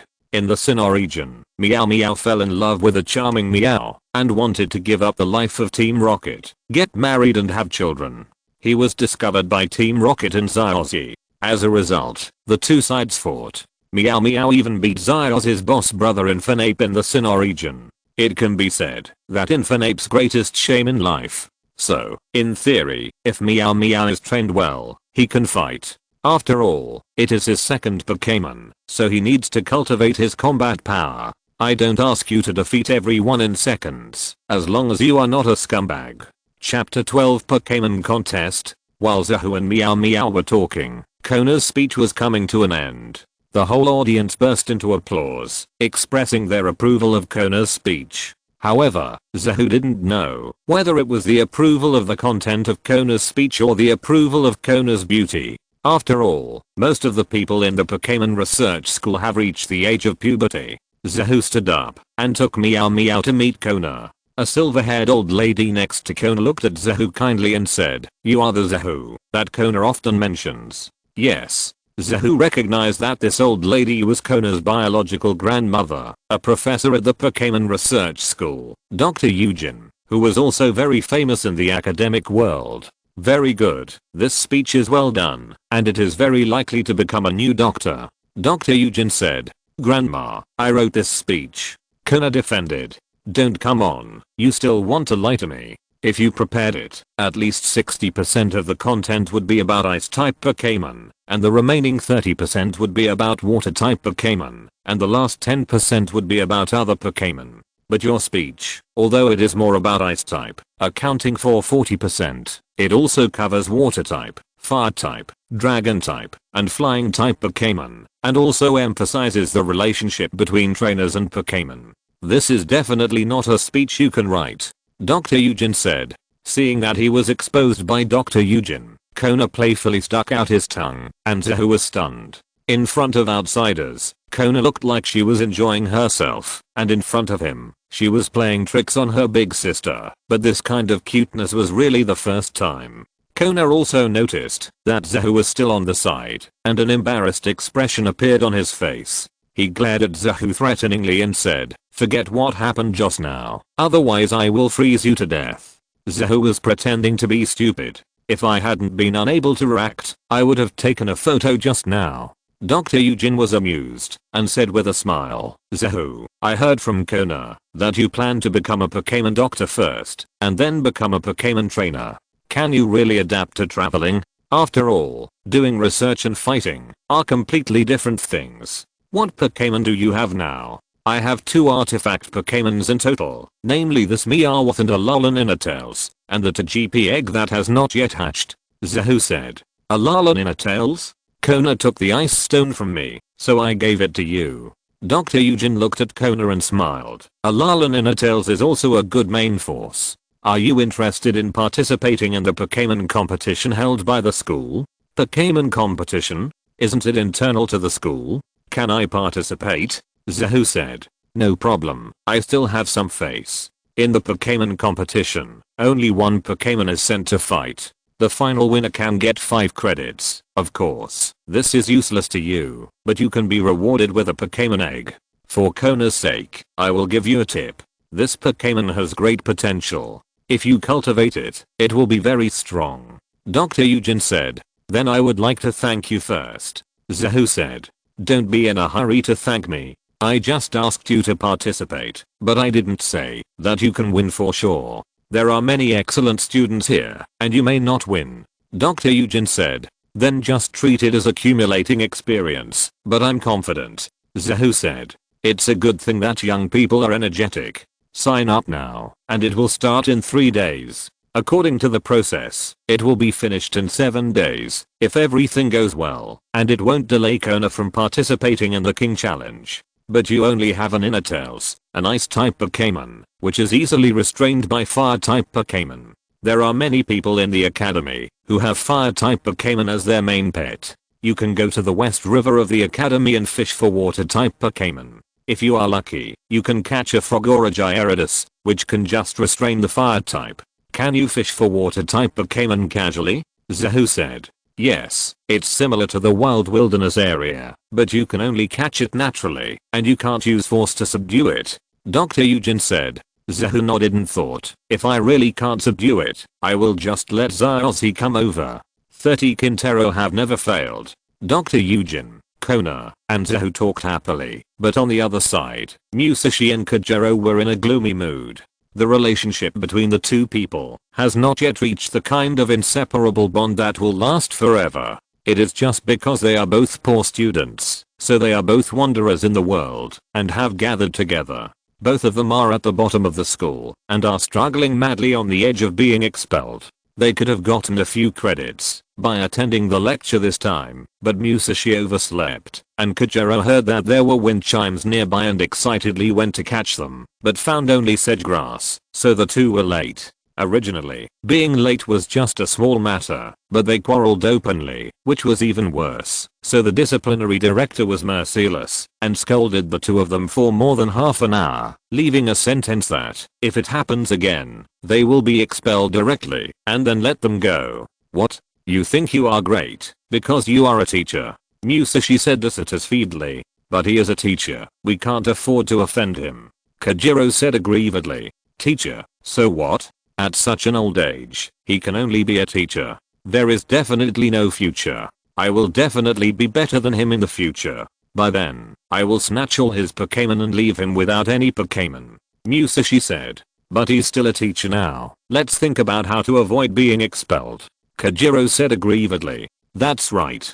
What else can we do to get extra credits in school?" Musashi said. "Not much. It's almost the end of the year. Now it seems that the only thing that can keep us from being expelled is the Pokémon competition. If we win the championship, we can get 5 credits. If we win the runner-up, we can get 4 credits. If we win the semi-finals, we can get 3 credits. If we work hard, we can still stay." Kajiro said. "Then we will participate." Musashi said. But to participate in the Pokémon competition, you have to use your own Pokémon, not the Pokémon rented by the school. We don't even have a Pokémon.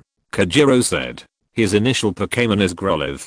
If he can bring it here, it will be a powerful main force. But the problem is that when he escaped from home, he left Growlithe at home. Now he doesn't have a Pokémon around him. Usually, he rents the school's Pokémon for battle training. When he joins Team Rocket in the future, he can get Gas Bomb and Venusaur. Isn't it possible to get Pokémon for free in Zai? Let's go there, Musashi said. But the Pokémon there are not easy to capture. Kajiro said. Stop talking nonsense. Are you coming? Musashi said. Come. Kajiro nodded. Chapter 13 Shiny Pokémon. The Pokémon Research Institute is a large-scale institute in the Kanto region. In terms of the vast area, it is 2 to 3 times larger than the Oak Research Institute. It has perfect facilities, first-class teaching staff, and a place like Zai that specializes in fishing for water-type Pokémon. Every day, a large number of students come here to fish, but in fact, not everyone has such a strong affinity for Pokémon as Ozzy, so usually only 1 or 2 students will succeed in fishing here in a month. Zahu also tried very hard to catch a water-type Pokémon. With the help of Kona's relationship, he chose the best position and got the best fishing gear. In fact, he only has a Ninetales in his hand now, which is easy to be targeted and restrained by the opponent. Finding a water-type Pokémon can greatly make up for this weakness. It's just that it's a bit strange for others to see him fishing. It's just because their combination is really a bit strange. A beautiful queen, a young boy, and a 2-legged cat. 3 people fishing together, especially the cat. How to see it, how to make people feel strange. Even if others didn't say anything, even Kona himself was surprised, and said to Zahu, do you think Meow Meow is a cat good at catching fish, so it fishes for you water Pokémon? Don't forget that Magikarp and Magikarp, which are similar to fish in the form of water Pokémon, are afraid of Meow Meow. No, you think too much. It's just because this Meow Meow is now more and more like a human, and probably has the idea of becoming a Pokémon trainer. Zahu said. Pokémon trains Pokémon? Kona looked at Meow Meow, and she understood more and more why Zahu said this was a mythical beast. That's right, Meow Meow, why can only you be trainers? Meow Meow can also, Meow Meow said proudly. You just let him do it? Kona said. There's no way I can't do it. If he doesn't behave, I'll let Ninetales freeze him for days and nights, but in this case, he is still honest. Strictly speaking, he can only be considered half a Pokémon now, and the other half is a human. It's better to say that he is my employee than my Pokémon. Zahu said. Yes, Meow, boss, I'd better call you boss. If you give me gold coins, I'll work for you. I won't cheat you or run away, Meow said excitedly. Not running away. If you run away, you can only sleep on the park bench and eat other people's leftovers. Can you go out now? Zahu said disdainfully. He planned to make Meow Meow useless. He only planned to cultivate 2 skills, Elvish proficiency and mechanical proficiency. For other life skills, Zahu planned to train him into an idiot, so that he would be at risk of starving to death if he left him. Meow Meow, of course I can, but I just feel sorry for you, and won't leave you. Meow said proudly, but in his heart, if I leave this guy, I'm going to eat cold rice? No, I must get enough benefits here to ensure that Meow Meow can live a good life after leaving before leaving. Okay, stop arguing with each other. If you keep arguing, the Pokémon will be scared away by you.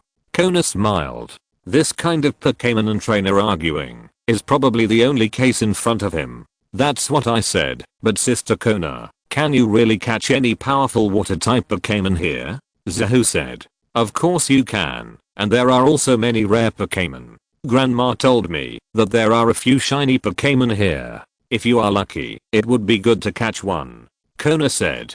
Catch one, sell it, and then buy a good Pokémon egg, right? Zahu smiled. Shiny Pokémon? What is that? Meow. Meow Meow asked in confusion. Shiny Pokémon is actually a different colored Pokémon. The only difference between it and ordinary Pokémon is the color. It's not as big as the difference between Pokémon and species in the Alola region. Zahu shook his head and said, when I read novels before, there was always a group of protagonists who didn't know what they were thinking. They always thought that shiny Pokémon were very powerful. When they saw a shiny Pokémon, they thought that the race value of everything was mutated, and even directly said that the race value of shiny Pokémon increased by 20%. However, the reality is that you think too much. The so-called shiny Pokémon are just to satisfy some people's desire to collect and show off in the game. In the real world, they are just different in color.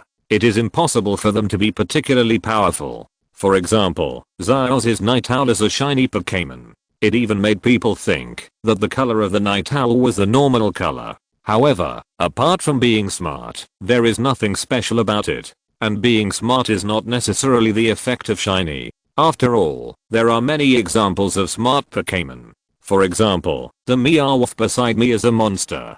In terms of performance, it is not as amazing as the Great Swallow that Zyos captured in the Hone region.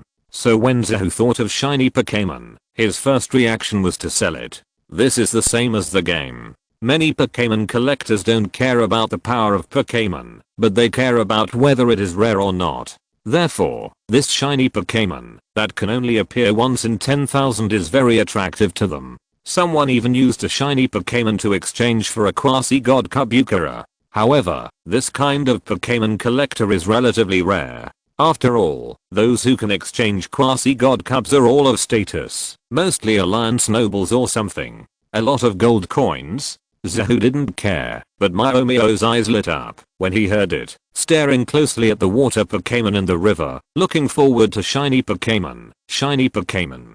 Zahu glanced at Myaomio, thinking that shiny Pokémon is not so easy to catch. However, Zahu didn't know that his words stimulated more than just Myaomio, especially Musashi Kajiro, who was not far from him. Did you hear it? Of course, shiny Pokémon.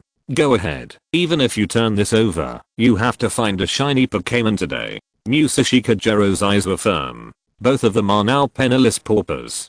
Musashi, needless to say, has been poor since he was a child, and Kajiro has been living a life of not having a meal since he ran away from home. Speaking of which, it's really unknown how Kajiro, a rich second generation who lives a comfortable life, can endure such a life of poverty. You have to know that Kajiro's family is already rich to a terrifying degree. Not to mention places like Kanto and Chengdu. Even in the Sinnoh region, they still have several villas. If they catch Kajiro, they can dispatch hundreds of fighter planes. Perhaps, we can only say that the life of the rich is incomprehensible to ordinary people. Chapter 14, Shining Magikarp.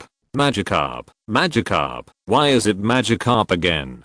Musashi kept fishing with his fishing rod, catching one lively Magikarp after another. Soon, there were dozens of Magikarp around him. Seeing that he was about to be buried by more and more Magikarp, Musashi's temper flared up.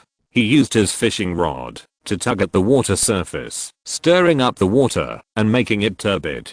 The water Pokémon around him ran away in a panic. Several students from the nearby academy were about to catch fish, but after Musashi's disturbance, they immediately lost their Pokémon. They stood up and glared at Musashi. What are you doing? Those who want to fish should go fishing. Why are you looking at me? Being glared at by so many people, if it was someone else, they would have been scared and fled long ago. But who is Musashi? Cowardice. Is there such a thing? At that moment, one person cursed at everyone. What are you talking about? One person can't catch a good Pokémon, and you don't allow us to catch one. What kind of person is this? Which class is this student? He has no manners. It seems to be Musashi from class B. He has never had any manners. Musashi from class B is the one who always ranks last in the grade in every exam. I wonder why the school keeps such a person. Just expel him. As I remember, she doesn't have many credits anymore. She's almost going to be expelled. So why is she still here? She wants to get another Pokémon here because she's going to be expelled. Greed. Yes, hypocrisy. At that moment, a group of Pokémon students criticized and cursed Musashi alone. Although Kajiro was not the target of the scolding, he was targeted by so many people, so he subconsciously shrank his neck and silently distanced himself from Musashi. Just scold me, just pretend I don't exist. What are you doing? I'm still a student. I fish when I want to. What can you do to me? Those of you who are so capable, don't come here to fish. If you come here to fish, it means you are all poor and don't have any good Pokémon. Musashi cursed. The group of people were already very angry with Musashi. Now Musashi dared to openly provoke and ridicule them. The group of people couldn't stand it at all, especially a student wearing brand name aristocratic clothes, took out his Pokeball from his waist and released a Dragonite. Dragonite, use Storm. The student directly issued an attack command. Dragonite flapped its two small wings, and a gust of wind came out of nowhere. Musashi was swept into the wind and screamed in the sky. Even Kojiro was accidentally affected by the gust of wind and flew into the sky. Zahu was secretly shocked and said to Kona, "Students in this academy even have Dragonite? Isn't it too scary? It's normal. Some of them are children of the Alliance aristocracy. Although Dragonite is rare, there will always be some people who have it for various reasons." Kona said. "That's right." Zahu nodded. Quasi-gods are rare, but they are not necessarily rare in anime. Many passers-by have quasi-god level Pokémon. For example, when Zyossi participated in a flying ring competition in the Sinnoh region, there was a Dragonite, and that Dragonite was so weak that it was killed instantly by a Murkrow. In fact, you might as well worry about Charizard instead of Dragonite. After all, Dragonite is restrained by the Ice type 4 times. Even if it is powerful, it is not such a big threat to you, but Charizard is more restrained. Kona said. "That's right. By the way, no one here has Blaziken or Charmeleon, right?" Zahu said. "Charizard is fire plus flying. The flying type is restrained by the Ice type, and the fire type resists the Ice type. Overall, it is still normal damage, unlike Blaziken, which has a fighting type that restrains the Ice type, and a pure fire type Charmeleon." To be honest, Zahu is really afraid of encountering fire Pokémon now, because whether it is an Ice type or a Fairy type, the damage is halved when it hits a fire artifact baby. However, the proportion of fire type Pokémon among Pokémon is very high, and there are many powerful Pokémon, so the possibility of encountering fire type Pokémon in the competition is 100%. Zahu was thinking about getting a powerful water type Pokémon. If he was lucky enough to catch a shiny Pokémon, he would use Professor Oak's way to contact Pokémon collectors. He didn't ask for a god, just a starter Pokémon would be fine. "I caught it." Meow Meow suddenly felt the fishing rod sink and shouted in surprise. He pulled it and shouted, "A shiny Pokémon." The hook came out of the water, splashing water, and a blue and white Magikarp jumped out of the water. "Oh my god, it's a real shiny Pokémon." Zahu opened his mouth wide, and he really caught a water type Pokémon for Meow Meow. A blue and white Magikarp, shiny. Kona was stunned. She was just talking casually just now. You know, no one has caught a shiny Pokémon here for nearly 40 years, and now Meow Meow has caught a shiny Magikarp. It's blue and white. What a pity. Magikarp doesn't have any particularly powerful skills. Even if it's shiny and rare, it's not worth much, unless it evolves into a shiny Gyarados. But Gyarados is originally blue and light yellow. If it's washed clean, the difference between light yellow and white is not big. If you don't look carefully, you can't see it at all, so the value is too small. Zahu said. "Ah, it's still worthless." Meowth, who was originally in high spirits, suddenly became listless. "It's not low, it doesn't matter if it doesn't evolve. Anyway, those Pokémon collectors collect shiny Pokémon, not for combat power, but for rarity." Kona laughed. "Oh, right, so it can still be sold? Boss, I tell you this shiny Magikarp is mine. You are not allowed to snatch it." Meowth said proudly. "Yours?" Zahu raised his eyebrows, put down the fishing rod, and moved his fist and said, "Are you sure?" Looking at Zahu's fist and thinking about his gold coins, Meowth said firmly, "Impossible. Even if you beat me, I won't give it to you." "Okay, then cancel the dinner tonight." Zahu said. "What? You are abusing Pokémon. I'm going to sue you at the Pokémon League." Meow Meow said. "Oh, you still know you are a Pokémon, and you still want to be a trainer. Give it to me." Zahu said.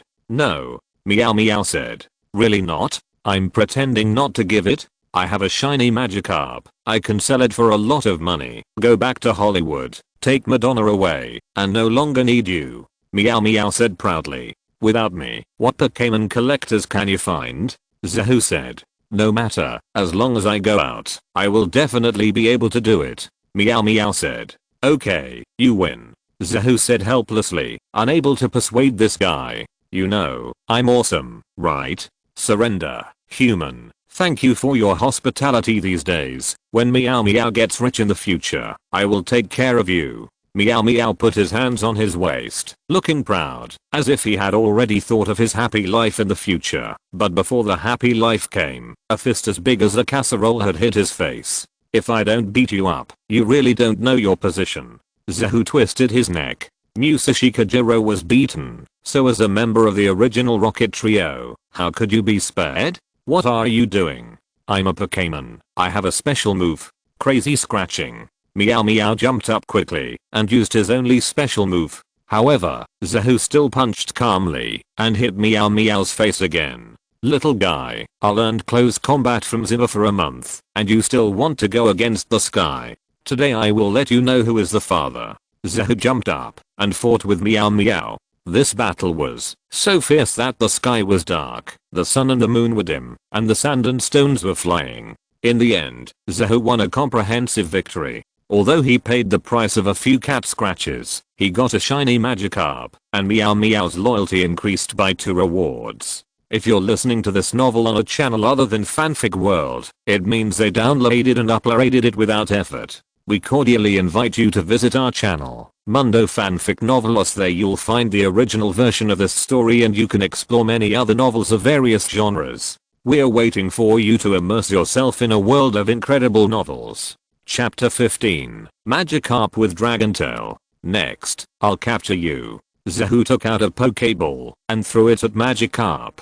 Although, generally speaking, capturing Pokémon requires a fierce battle, but that's only normal. For some slow reacting and weak ones, you can just throw the ball, such as Caterpillar, Ugly, Magikarp. All weak ones can be thrown the ball. However, the performance of this shiny Magikarp was beyond Zahu's expectations. With a violent slap of its tail, it actually threw the Pokeball back. Zahu caught the Pokeball in astonishment, with an unbelievable expression on his face, squatted down and looked at Magikarp and said, "Why don't you want to go with me?" Magikarp jumped into the air, and then did something that Zahu would never forget in his life. He saw a light golden light condensing on its tail, and then the tail hit Zahu, and Zahu was knocked to the ground without any resistance. But compared to the pain of being knocked down, he found it more difficult to believe the trick Magikarp just learned. That was the dragon-type trick Dragon Tail. As we all know, before evolving into Gyarados, Magikarp only had 3 special moves: Charge, Water Splash, and Hand and Foot Panic.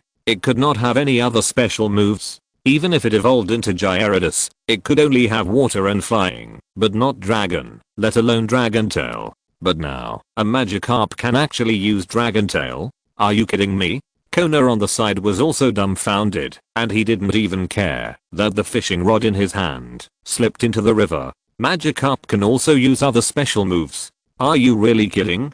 Zahu rubbed his chest and looked at the Magikarp, who did not immediately escape back to the river, but continued to jump in front of him with Water Splash. Yes, this is indeed Magikarp. Sister Kona, am I dreaming? Zahu couldn't help asking Kona. You asked the question I wanted to ask. You are going to be a Pokémon doctor. Can you explain the phenomenon in front of me to me? Kona said. Pokémon doctor, studying the various characteristics of Pokémon, in a sense, is also looking for a reasonable explanation for various phenomena.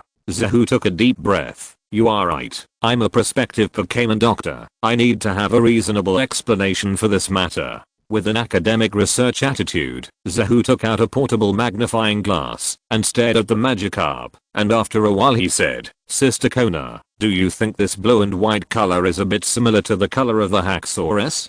Haxorus? Do you mean that one of its parents is a Haxorus?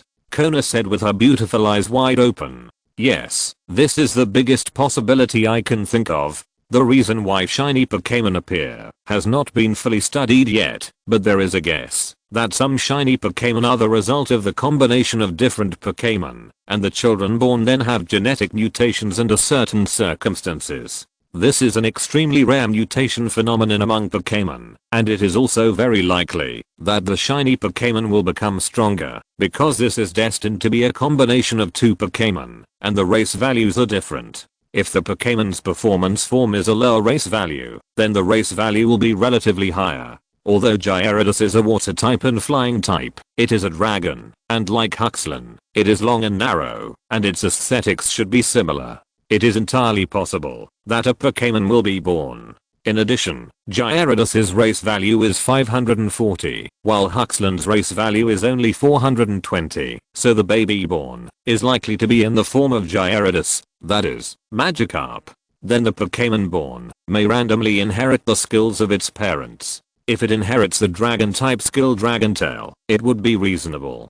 Zahu made the most reasonable judgment. Although he felt that this judgment was a bit ridiculous, he felt that it was already the most reasonable. This is also the most likely nonsense thing to happen in the real world, because you can't guarantee that a Pokémon of the same series will only create Pokémon of the same type as itself. Let's take Meowth as an example. This Meowth has liked several different types of Pokémon. Although they have never been together, who knows what will happen if they are really together? When Pokémon of different types are together, the Pokémon born will be a random type of the parents in 9,999 out of 10,000, but there is a 1 in 10,000 chance of mutation. Of course, mutation is not necessarily good, it may be cancer, but this Magikarp is obviously not that kind.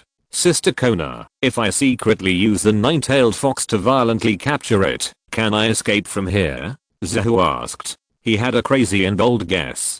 If this Magikarp inherited the genetic skills of Haxorus, who was not sure whether it was its father or mother, would it be possible to mutate further? When it evolves into Gyarados, it adds the dragon attribute. If so, it's really a big win. After Magikarp evolves into Gyarados, it changes from a pure water type to a water type with flying. But the key is that Magikarp can't fly at all. It doesn't even have wings, and it can't even float. It basically doesn't have any flying skills except for Storm. Instead, it is restrained by the electric type 4 times. It basically has to hide when it encounters electric Pokémon. If it is replaced by Dragon, it will be completely different. Of course, even if it doesn't have it, a Magikarp that can use the Dragon Tail has absolutely terrible potential. Zahu doesn't believe that the rewards of the Pokémon competition will be much better than this. You know, among the Pokémon in Kanto, except for the legendary beasts and quasi-gods, Gyarados' 540 racial value is enough to crush 99% of the Pokémon. If Magikarp's evolution is not too difficult and there is almost no rule, unlike in the game where it evolves, after accumulating enough experience, this thing would have been caught long ago. Don't even think about it. If you do this, you will cut yourself off from the academic world. There are more bigwigs in the academy here than just my grandmother. If you openly violate the rules, even Professor Oak can't protect you. Kona decisively rejected it. Then I can only coax? Zahu said. That's right, but isn't that what you're best at? Isn't that how Vulpix and Meowth came about? Kona said. Zahu nodded firmly. What you said makes sense. He took out the water Pokémon food that he had prepared early in the morning and placed it in front of Magikarp. Magikarp first showed a puzzled expression and finally hesitated for a long time, opened his mouth, took a bite, and then couldn't stop eating the Pokémon food in big mouthfuls. His eyes curved, showing a happy expression. Seeing Magikarp's performance, Zahu showed a proud expression. You have good cooking skills and can capture the stomach of your other half, but it doesn't mean you can capture his person. But if you capture the stomach of a Pokémon, then you can basically capture this Pokémon. In this respect, it is much more useful to know how to make Pokémon food than to know how to make human food. After feeding him an unknown amount of food, Zahu smiled like a wolf grandmother and coaxed a child. Little carp, do you want to come with me? In the future, you can eat as much of this stuff as you want, and you can also get to know many other Pokémon. The Magikarp closed its eyes, as if it was in deep thought, and Zahu's heart was also lifted. After a while, the Magikarp took the initiative to jump, hit Zahu's Pokéball with its head, and then entered it. Successfully captured. Zahu picked up the Pokéball excitedly and said, Don't be so proud, even if this Magikarp has extraordinary potential, but before it becomes a Gyarados, its combat power is quite limited. You still have to catch another water Pokémon. Besides, when can you capture a Pokémon by normal means? Kona looked at his proud look and couldn't help but pour a basin of cold water on him. This. Zahu was speechless for a moment. It seemed that it was true. He now had a total of 4 Pokémon. Vulpix was obtained through the affection accumulated from running away together and Pokémon food. Although Meowth was obtained by fists in the early stage, it was mainly roasted chicken later. Togepi had not yet hatched, but it was also given as a gift. The last Magikarp was also obtained by food. It seemed that he had never captured any Pokémon using traditional methods. Seeing Zahu's speechless and embarrassed look, Kona couldn't help but giggle. Seeing this brother who was usually more adult than herself make a fool of herself was one of her favorite things in the past 6 months. Chapter 16. The competition begins. The third match, Zahu vs. Zyochan, Icefield. Hearing his name, Zahu walked onto the stage with the Pokémon ball containing the Ninetales. Looking at the white ice world in front of him, Zahu thought to himself that the Pokémon Research Institute is indeed very rich. This Pokémon duel field is just like the real competition in the Quartz Conference. Although Zyochan, who is opposite, has a small character in his name, he is already 15 years old. When he saw that his opponent was just a 10-year-old boy, he was immediately overjoyed and felt like he had a bye. Kissing his Pokémon ball, Zyochan said intoxicatedly, "Come out, my sweetheart." A red light appeared, and a cute yellow elf appeared on the ice field. Pikachu.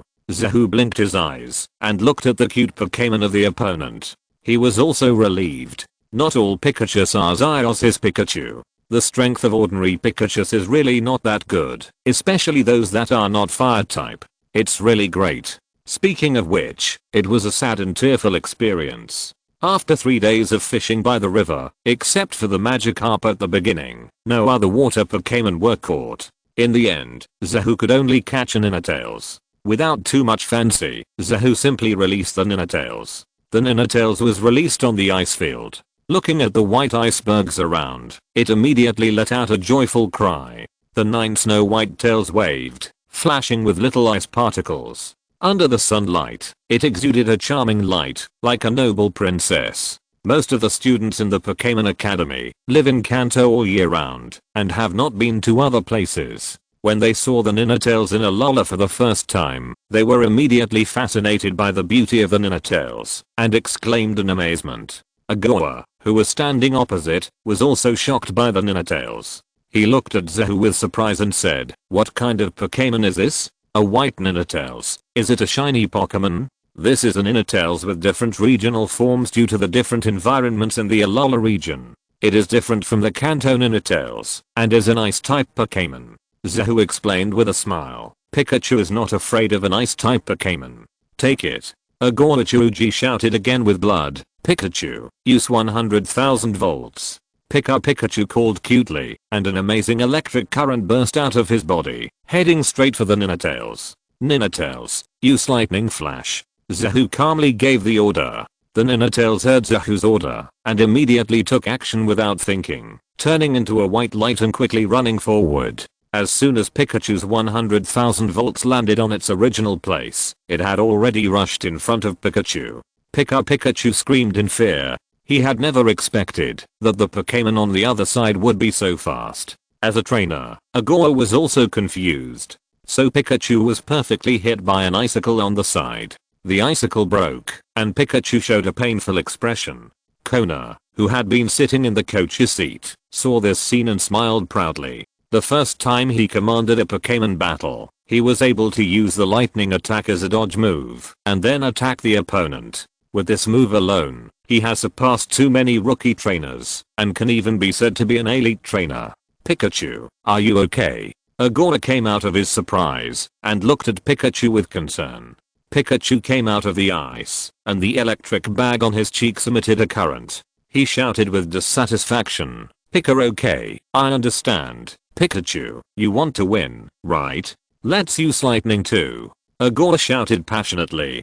Pikachu instantly turned into a yellow light, and ran towards the Ninetales as fast as lightning. Nice speed, but it's a pity, Zahu said with a smug expression. Ninetales, you Ninetale on the ice ahead. The Ninetales behind Ninetales immediately emitted a silvery white steel glow, and then suddenly slapped the ice ahead with force. The Ninetales were used together, and the ice ahead collapsed immediately, revealing the pool below. When Pikachu, who was rushing towards Ninetales in front, saw this scene, he immediately showed a horrified expression and wanted to stop, but the speed was increased, and it was not an easy thing to break. With a splash, he fell into the water without any suspense.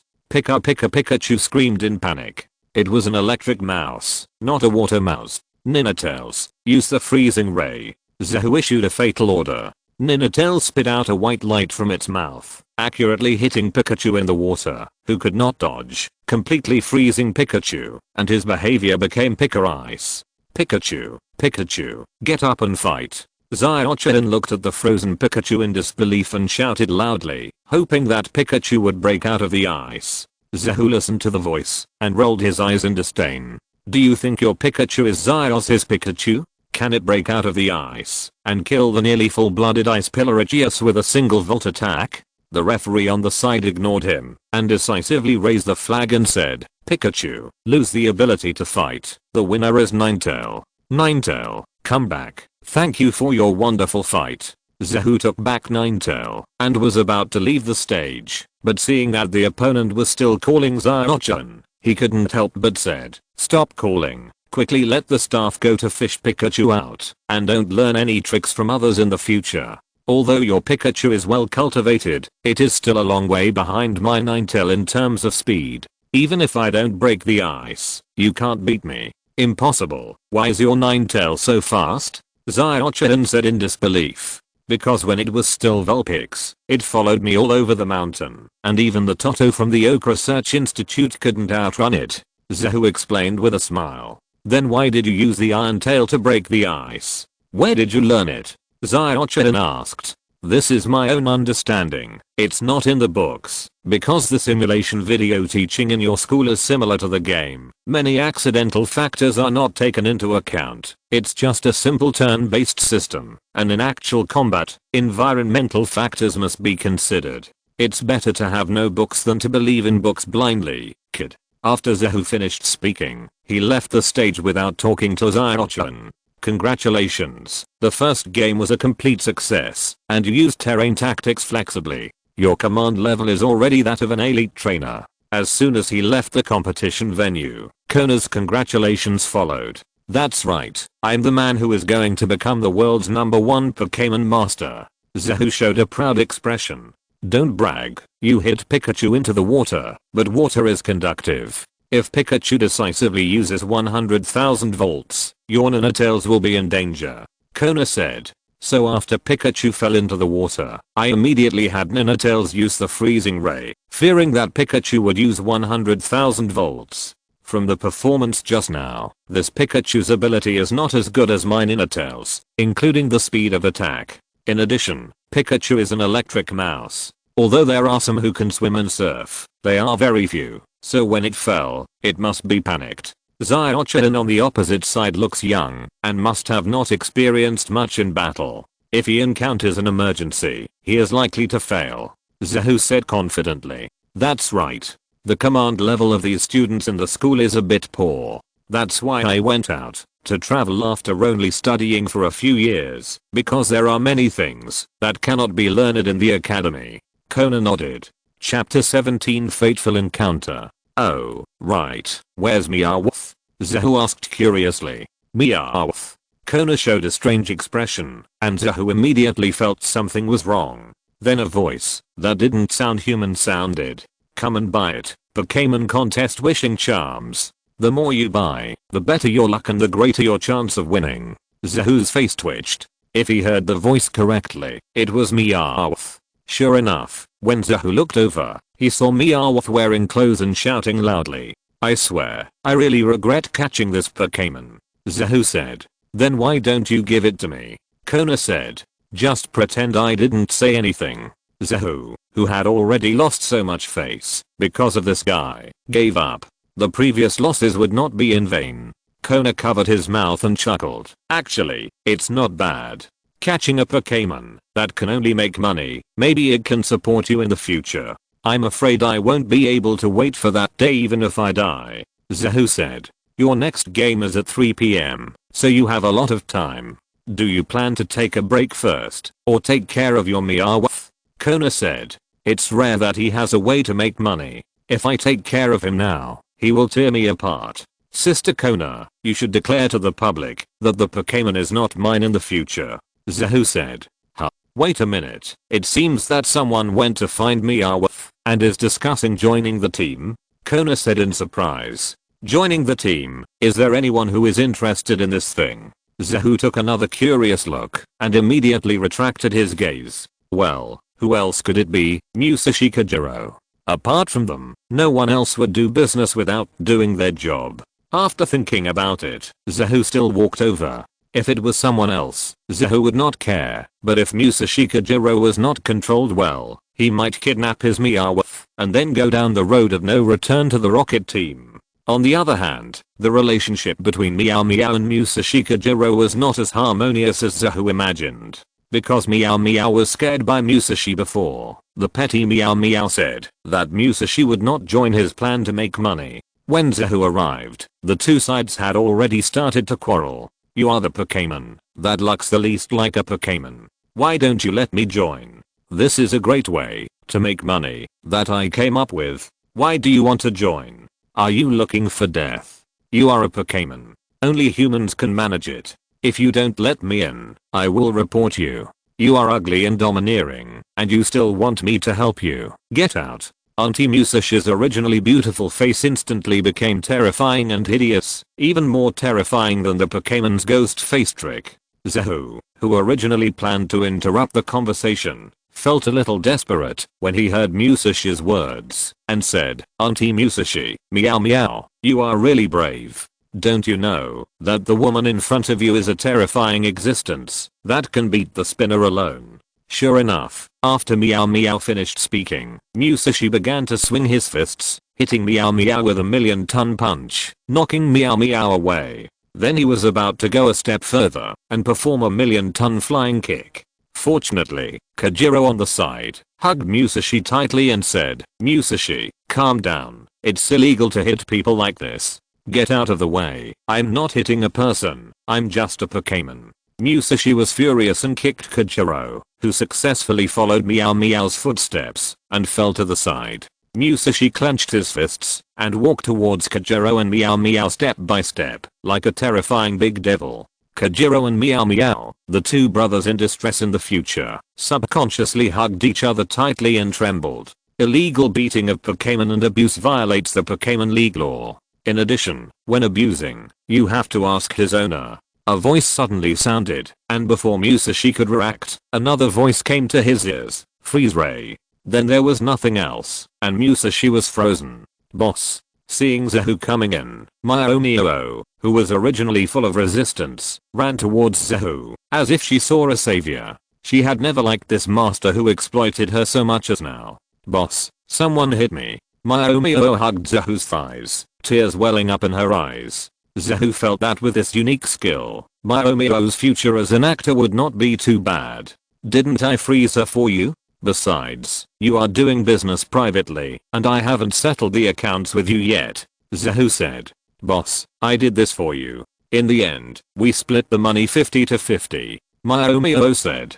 50-50, okay, I didn't expect you to give me 50. Okay, then you continue to do it. Zahu smiled. Thank you, boss. Meow said. From the painful lesson of being beaten by Musashi just now, it understood that, if you want to get along well, you have to have someone to protect you. Wait, can I also join in and make some money?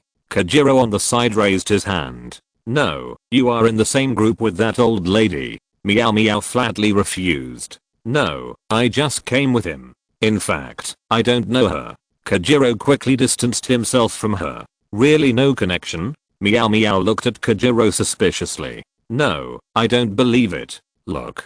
Kajiro kicked the frozen Musashi with a flying kick to prove his innocence. Zahu couldn't help but twitch his mouth. The funny trio is the funny trio. They sell their teammates without mercy. But, Kajiro, you are a rich second generation after all. Don't you feel guilty about selling your teammates just for such a small amount of money? And aren't you afraid that Musashi will come out of the ice and beat you to death? Good kick. Deal. Let's do business together, get rich together, and become rich people. Meow Meow said. Yes, rich people. Kajiro's eyes lit up, and he held Meow Meow's paw. At that moment, the man and the cat seemed to have found the most important person in their lives. As if affected by the rules of the world, the situation of the man and the cat improved rapidly. Zehu was speechless for a while, but he was afraid that Meow Meow would go astray because of her good relationship with Kajiro. Finally, Zehu tore off his face and joined the management team, shouting hard. Kona on the side saw this scene and silently stayed away from this person for fear that people would know that this guy was very familiar with him. It is unlicensed to openly set up a stall inside the school. On the third floor of the teaching building, a teenager of 14 or 15 years old saw this scene and showed a dissatisfied expression. He said to Dr. Atsu, "Professor, how can such a person participate in the competition? He is still setting up a stall, which is a disgrace to our school. Mishiro, he is still young, and young people always have some presumptuous special rights. Moreover, his ability is indeed extraordinary. I have asked Oki, Uchiki and others, and they have a high opinion of him. He is very likely to become the youngest doctor in Kanto." Drive Yatsu said. Is he so good? Even if he is, it's just purely academic. How can he do in a Pokémon competition? He can't even manage his own Pokémon. He's just a second-rate guy. Shinde glanced at Kona below, and then at Zehu who was shouting, with a hint of jealousy in her eyes. Shinde, don't look at people with tinted glasses. He has his abilities. Dr. Yatsu said. He's just a wild fox who hasn't learned anything. I really hope to meet him in the competition, but with his abilities, he will probably be eliminated before he can compete with me, Shinde said. Dr. Yatsu shook her head and didn't say much. Shinde had the best grades in the whole grade, so naturally she was a bit arrogant and looked down on other people. Moreover, she felt that it was unlikely that Zehu would beat Shinde because Shinde's main pet was Charizard. Chapter 18 Guidance Competition. Zehu vs. Kenji, Rockfield. Zehu walked up to the stage naturally. This was his fourth match, and also the semi-finals. He was already in the top 4, and only one round away from the final match. Because he had played so many matches, he was very calm. To be honest, he originally thought that, since this Pokémon Research Institute was an institute, all the people who came here must be masters, but in fact, he found that he thought too much. Just like the Pokémon Institute that Zyozzy met when he was traveling, many Pokémon trainers here only stayed in theory, and the actual operation was too poor. Moreover, these Pokémon trainers did not have a good bond with Pokémon, and their command was also average. At best, they were just ordinary trainers. Especially his opponent this time. Zehu had seen his games, and his command was only above average. As for Pokémon, in 3 games, he played 2 Raidens and 1 Sandslash. He should be a Pokémon specializing in ground-type Pokémon, but unfortunately, Ice-type restrains ground-type, so he is only fearless. Come out, Ninetale. Zehu threw his Pokéball, and Ninetale appeared again gracefully, causing the audience to cheer. Zehu won 3 games in a row, which brought Ninetale's popularity to a great extent. Now it has become the first favorite pet of the Pokémon Research Institute. After all, it is beautiful and can fight. This time, Zehu's opponent was a 13-year-old boy wearing glasses. When he saw Zehu release the Ninetales, his glasses shone with a different light. As expected, the opponent should only have this one Pokémon. He proudly took out his Pokéball and shouted, "Come out, Fireball." Zehu's face changed slightly. This was the first time he met a fire artifact treasure in this competition. He stared at the Fireball carefully. After a long time, he said, "This Fireball is only above average in terms of training. It can't be compared with your Sansang. In terms of strength, it should be stronger than the 3 new Pokémons. Did you neglect to train it, or did you just catch it?" As expected of Professor Oak's assistant, Zehu, who is most likely to become a Pokémon doctor in Kanto within 3 years, can tell so much with just one look. "This Fireball is what I just brought to deal with you," Kenji said. Do you know me? Zahu asked curiously. Oh, I forgot to introduce myself. My name is Kenji, and my brother is Kanmu from Wakaba Town. Kenji said. Professor Saoki, you are his brother, no wonder. Zahu said with a smile. Professor Saoki, from the Wakaba Town of the Chengdu Alliance, is a specialist in assigning the 3 great beasts to newcomers. Just like Professor Oak, he is also the most familiar doctor to Zahu besides Professor Oak, because Professor Saoki is Professor Oak's student, and Saoki mainly studies evolution. Zahu knows a lot about this aspect. My brother often says that you are a monster in the scientific world, but I think you are also a monster in training, so I specially found this Infernape. You will not be my opponent. Kenji said. That's not necessarily the case. If you are looking for Infernape, then I will really have a headache. But Infernape, let me see if I can suppress it with my level. Zahu said with a smile. You can't suppress it.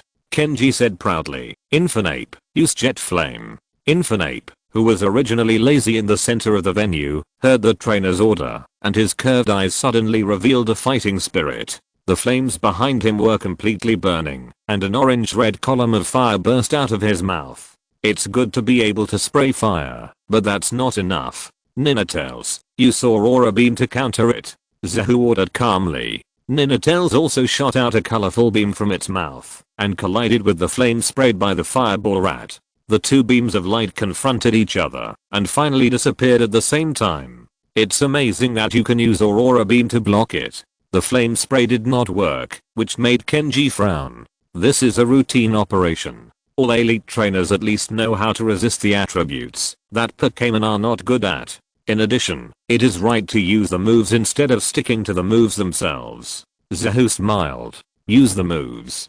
Kenji frowned and thought. Ninetales, flash of lightning.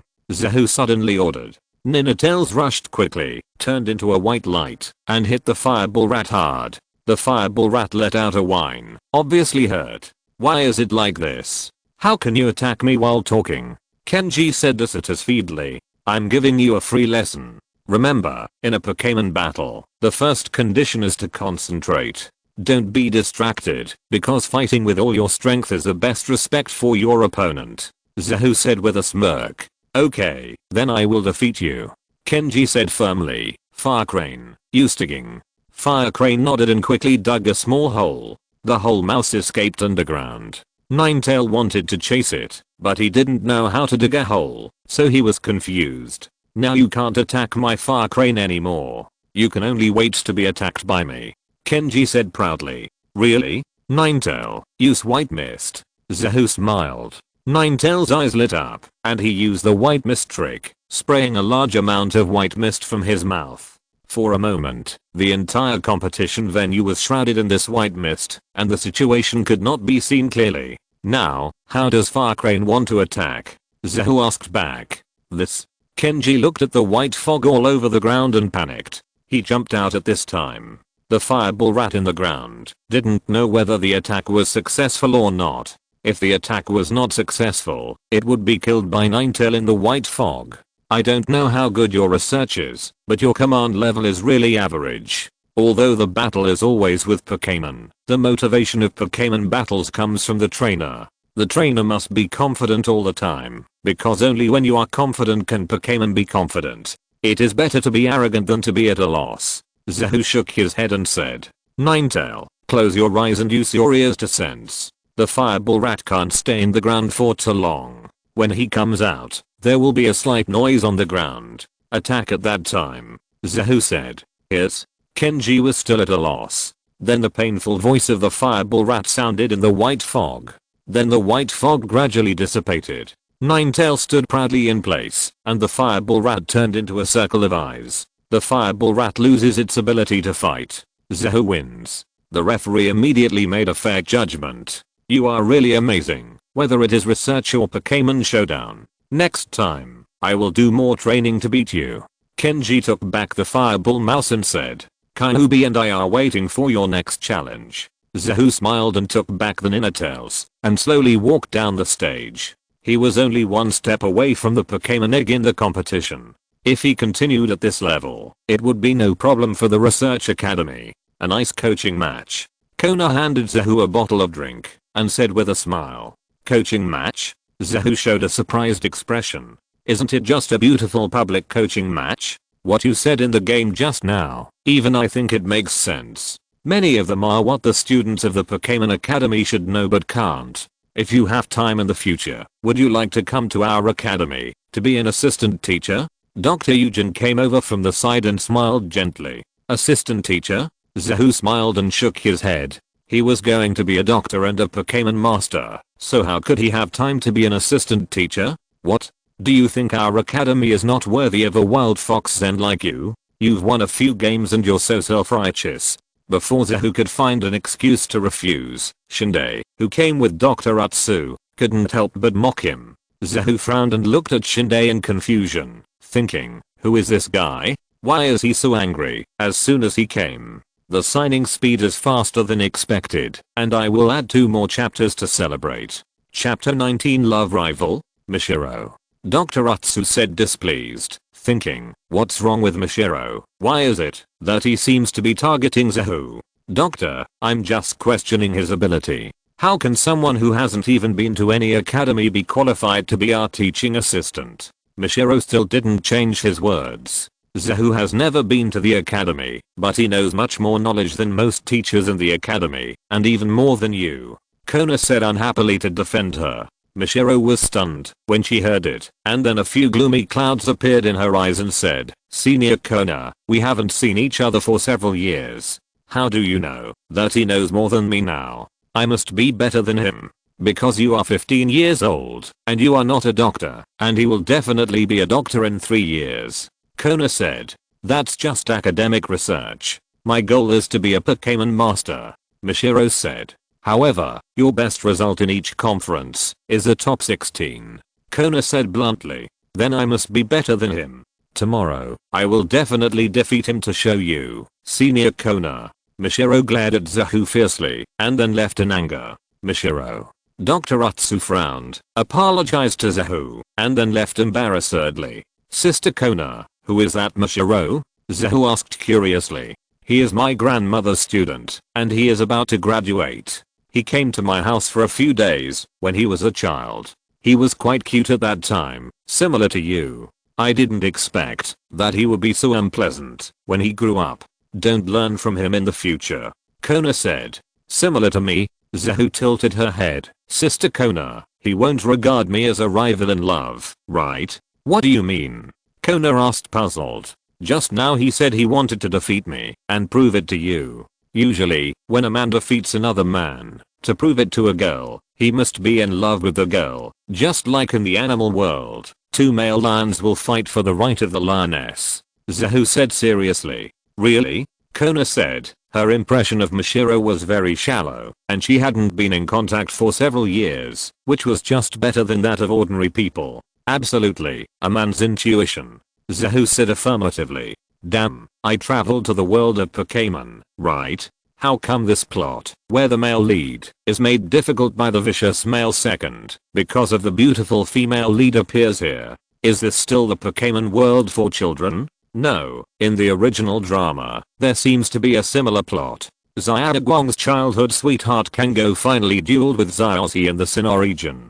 It seems that he wanted to prove to Xiaoguang that he was strong and let Xiaoguang travel with him. So this Shinde's behavior is also quite reasonable. After all, this is the real world. Men, as adults, always have different feelings for beautiful big sisters. Like Xiaogang, like Zahu, isn't it the same? You little brat, when did you become a man?" Kona laughed. "I'm an adult, okay," Zahu said dissatisfiedly. "Then you don't like your sister too, do you?" Kona said. "You ask a very meaningful question. I will try to think about it and answer your question." Zahu nodded. "You little brat, you really want it?"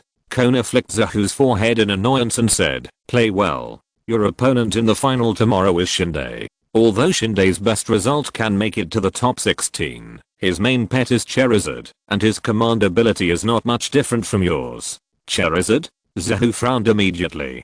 "Damn it, why did it have to be Charizard? Although its attributes are not as pure as those of Flame Chicken, it has 2 wings and can fly. In a real duel, the advantage of being able to fly in the sky is really great." The joy of defeating Kenji just now dissipated immediately. As long as he can't win the championship, it doesn't matter which place Zehu gets. Zehu, who was worried about thinking about tactics, didn't even have the mind to set up a stall with Meow Meow and Kajero in the afternoon. He was thinking hard about tactics alone. The next day, Zehu appeared on the battle stage in high spirits. He thought for a long time, but still couldn't think of any effective tactics.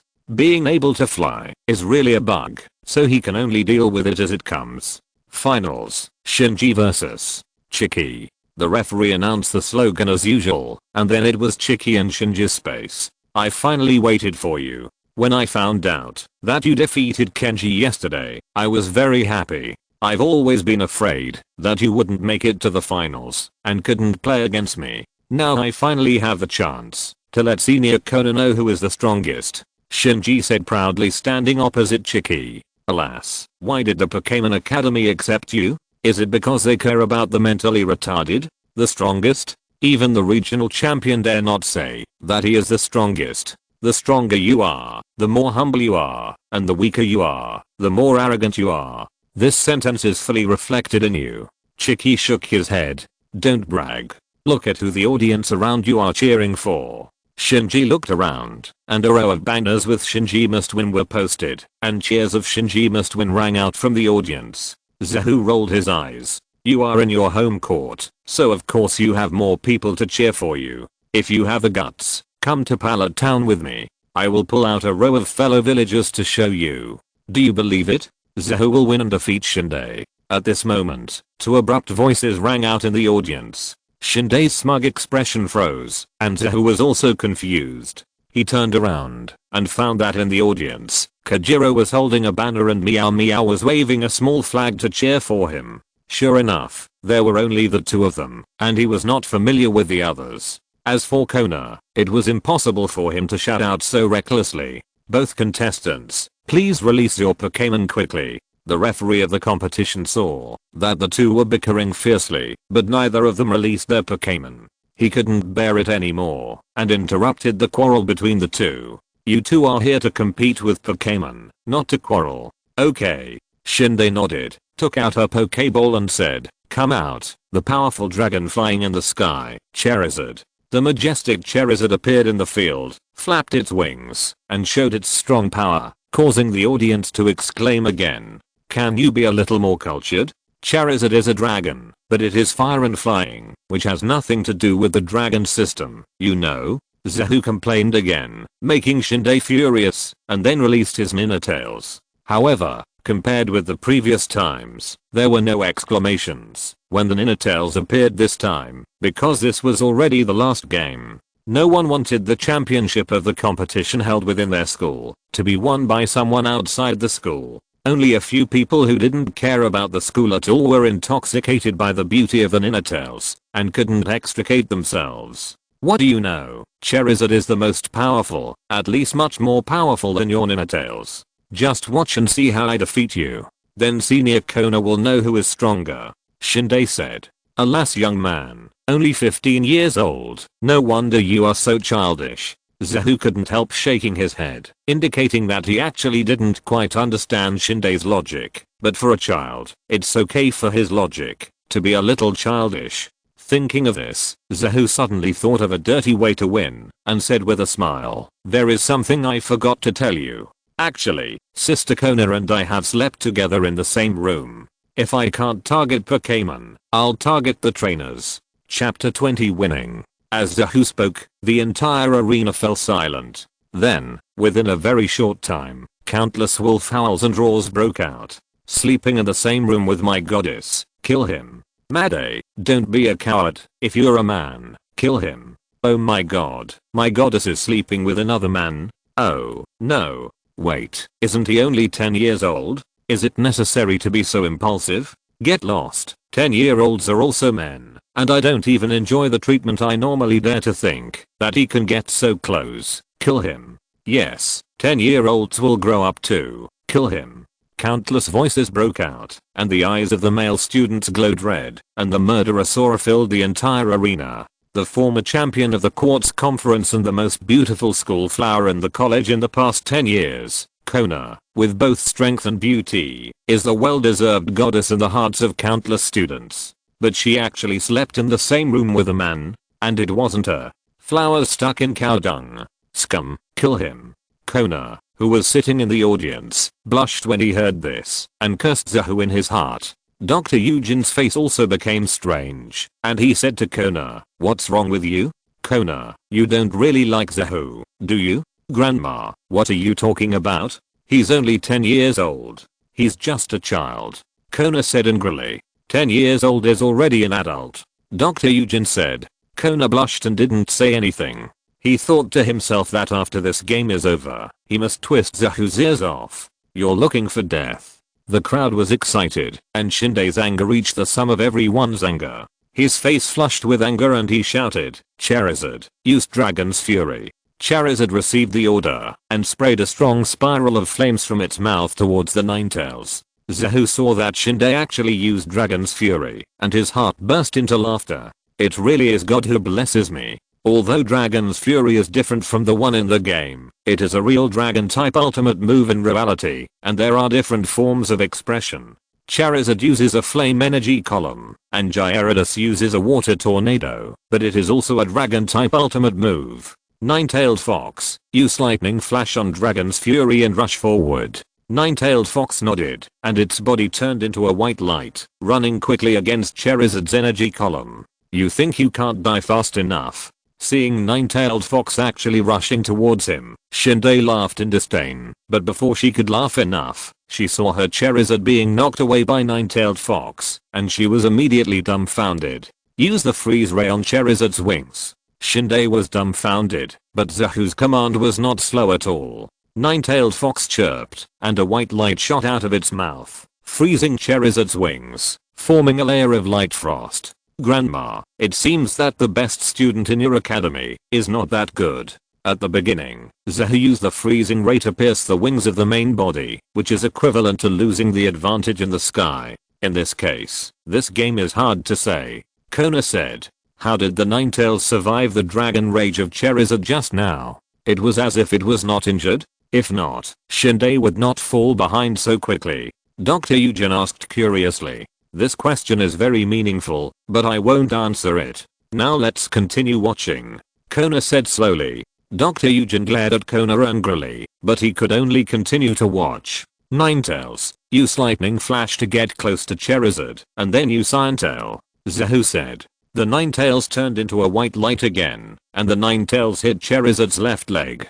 The Ninetales flashed white light at the same time. Although the fire type resists the steel type, the 9 Ninetales twitched together. 9 divided by 2 is still 4.5. Charizard screamed in pain and fell heavily to the ground with a bang. As a trainer, Shinde only reacted at this time and shouted with concern, "Charizard." Raw Charizard shouted, trying to respond to Shinde that he was fine, and barely stood up, but his wings were frozen, and his left foot was injured. Even if he stood up, he seemed to be out of breath. "Charizard, use Jet Flame to put an end to it." After the lesson just now, Shinde no longer dared to use any dragon type tricks, and honestly used fire type tricks that restrained ice type. "Ninetales, use Guard." Ninetales cried out, and a pale yellow crystal energy body appeared out of thin air around its body, blocking the flames from all directions. Magic Flash, then attack the left leg. Ninetales burst out a strong beam of light from its mouth, and sprayed directly towards Charizard's left leg. "Charizard, get out of the way." Following the trainer's order, Charizard took a step and wanted to escape, but the injury to its left leg made it impossible to move quickly, and it was still hit accurately, and then fell to the ground again with a bang, raising dust.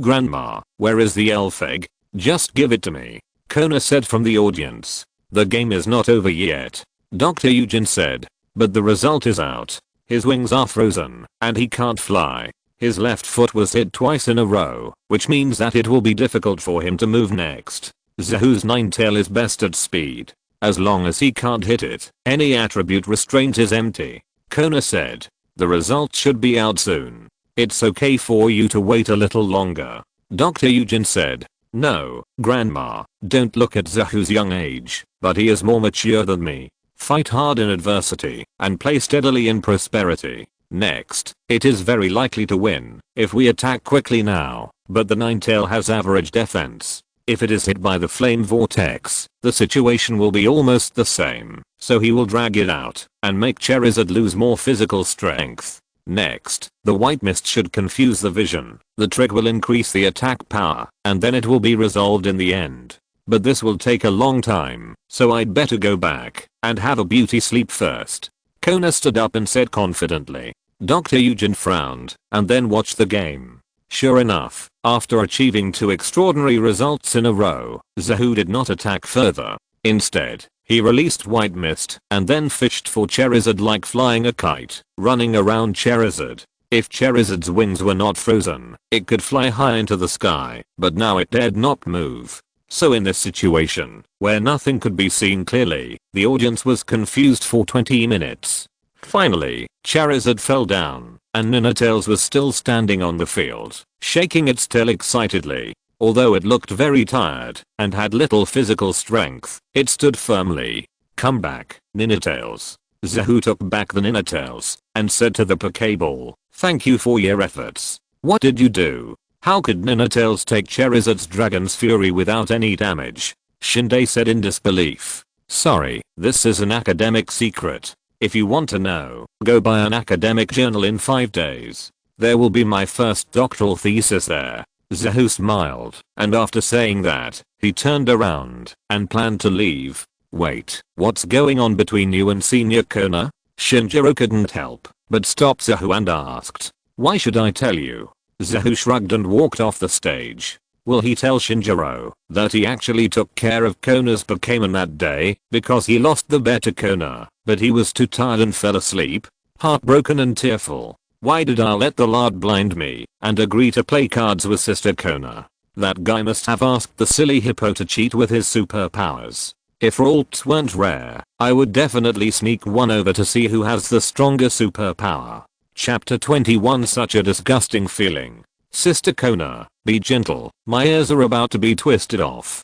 Zahoo begged for mercy in a cowardly manner. He went to get the Pokémon egg from Dr. Eugen, and Dr. Eugen said that it had been taken away by Kona. Then he went with Kona to get his Pokémon egg, but he didn't get the Pokémon egg, and his ears were broken first. You still know how to call me Sister Kona. What did you say in the competition? Kona said with a fierce expression. I didn't lie, I told the truth. In this day and age, can't even tell the truth? Zahoo complained. Say it again. Kona exerted a little force on her hand, and Zahoo felt so much pain that he could only beg for mercy again and again. Finally, he was forced to cede land and pay compensation, sign a humiliating treaty, and then provide professional care for Kona's Pokémons. And then he got his spiritual Pokémon egg from Kona. The overall color is navy blue, mixed with some pure white. Zahoo stared at the appearance, trying to judge what kind of Pokémon it was, and finally thought of a possibility he dared not think of. Why? Such a terrified expression? Kona asked in confusion. Because I'm afraid of hatching a glutton that I can't afford to feed. Zahoo shook his head and said, forget it, let's not talk about this. Meow meow, the competition is over, and the business should be done too. Pay your debts. Boss, help me. As soon as Zahoo finished speaking, there was a noise not far away. Zahoo felt something was wrong, and he automatically thought of the plot in his mind. He quietly hid behind Kona. Kona didn't understand why, but suddenly saw Meow Meow and Kajiro being chased by a group of merchants. Meow Meow and Kajiro looked terrified, wishing their parents would give them a few more legs. She also understood a little bit, and quietly wanted to leave. As a result, the sharp-eyed Meow Meow saw Zahoo early in the morning, and suddenly rushed over to hug Zahoo's thighs and said, Master, I finally found you. Who are you? I don't know you. Zahoo pretended to be stupid. No, Master, how can you not want your most loyal servant Meow Meow? Meow Meow hugged Zahoo's thigh and cried bitterly. Kajiro quickly hugged Zahoo's other thigh and said, Boss, I'm also your most loyal little brother Kajiro. How can you not want me? Zahoo struggled hard, but his legs were tied, and he couldn't get rid of these two guys who were like sticky candy. He touched his forehead painfully. Damn, I want to die. In the original work, how big was Sakake's heart and courage to let these two shameless guys and Musashi stay in the rocket team? You are trying to be a Pokémon trainer, right? Then you pay back the money. They owe us 50,000 in total. A merchant grabbed Zahu's hand and said, 50,000? Zahu glared and looked at Meow Meow and Kajiro with murderous eyes. Meow Meow and Kajiro turned their heads away, but the hands holding Zahu's thighs had no intention of loosening. They made up their minds and held their thighs tightly. You two bastards, how did you owe so much money in just a few days? Wasn't the account profitable before? Zahu took a deep breath and said, I'm sorry, I don't know these two people, and this Meow Meow is not my Pokémon. Just skin them and pull out their tendons. Ah, master, are you going to abandon your most loyal servant? Meow Meow jumped quickly, patted the Pokémon ball on Zahu's waist, and jumped in to prove his identity. The evidence is conclusive. Don't talk nonsense. You are the trainer of this Pokémon. Pay me. The merchant stretched out his hand. Zahu looked up at the sky helplessly.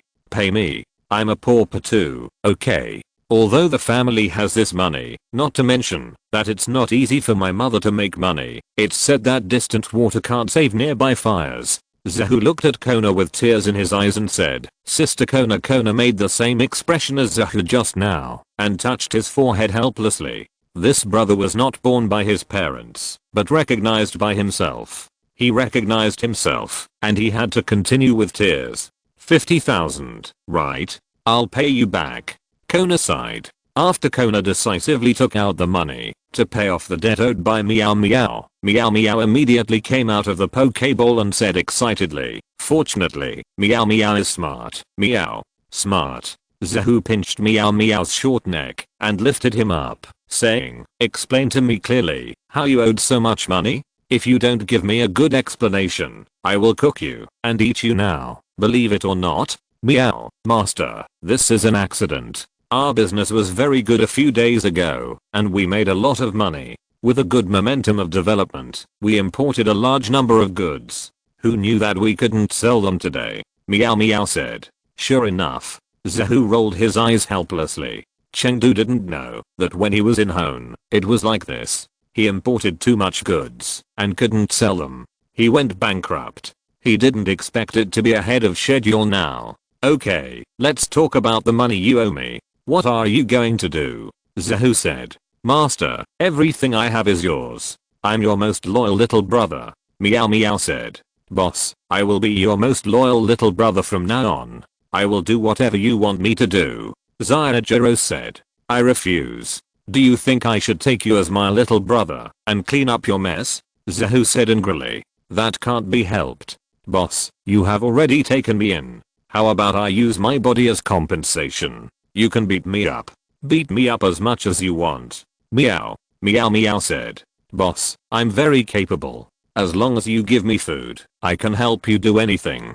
But I really don't have money. Zyajiro said. Looking at the two bastards who looked like they wanted nothing but their lives, Zahu felt that his liver hurt, but he really couldn't do anything with these two bastards. He could only force himself to calm down and think about how to exploit these two in exchange for benefits. First of all, Meow Meow had already been exploited by him, and there was no more to exploit. Secondly, Zyajiro. This guy was not good enough to do anything in the original drama, but he was more likely to cause trouble. What's the use? Zahu tilted his head, looked at Zyajiro, recalled everything about him, and then suddenly his eyes lit up. Wait, he seemed to have entered a misunderstanding. These two are Team Rocket. What is Team Rocket? They are on par with Tom and Big Grey Wolf. They are the three great legends in the animation world. They are omnipotent except for catching Pikachu, catching mice and catching sheep. Especially Kajiro.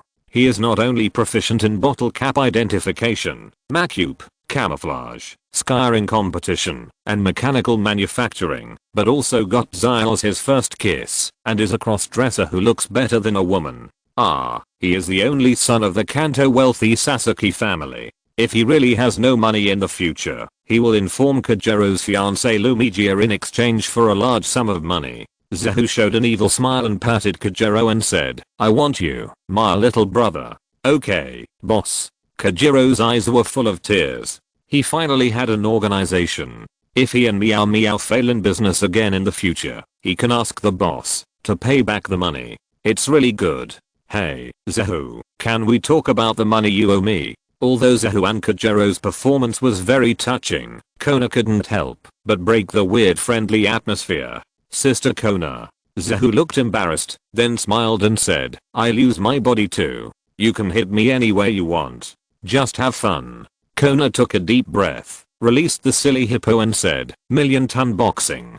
Damn, Sister Kona, are you serious? Zahu asked with his eyes wide open, but before he got an answer, the silly hippo punched him, and then Kona and the others became smaller and smaller in his eyes. Flying in the sky, Zahu suddenly wanted to shout 6 words, but looking at the 2 funny guys below, he swore that he would never become a funny guy like them, biting his lips tightly and not making a sound. If you're listening to this novel on a channel other than Fanfic World, it means they downloaded and uploaded it without effort. We cordially invite you to visit our channel, Mundo Fanfic Novelos. There you'll find the original version of this story and you can explore many other novels of various genres. We're waiting for you to immerse yourself in a world of incredible novels. Chapter 22 Hatched. This is the exclusive hotel of the Pokémon League. It's so comfortable. Meow. Meow meow sighed while lying comfortably on the soft bed. After finishing the competition at the Pokémon Research Institute, Zahu brought Meow Meow and Kajiro to the venue of the King Challenge with Kona. Then, as a seed player in the King Challenge, Kona also has some privileges that other players don't have. The first is this residence. Others can only live in the Pokémon Center, but Kona can have 2 rooms, one for himself, and one for his relatives. However, Kona's relatives are very rich, and 1 room is not enough for them, so this room is given to Zahu and Kajiro for free.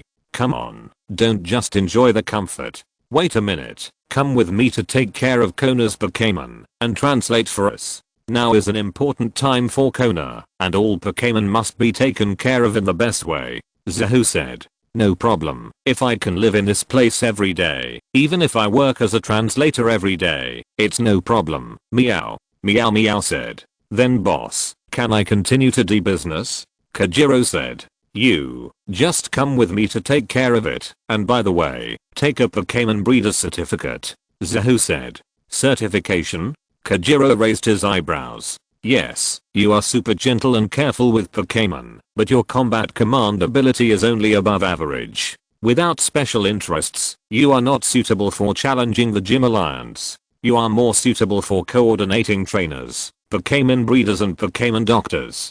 Zahu said. Really? Do I have so many suitable ones?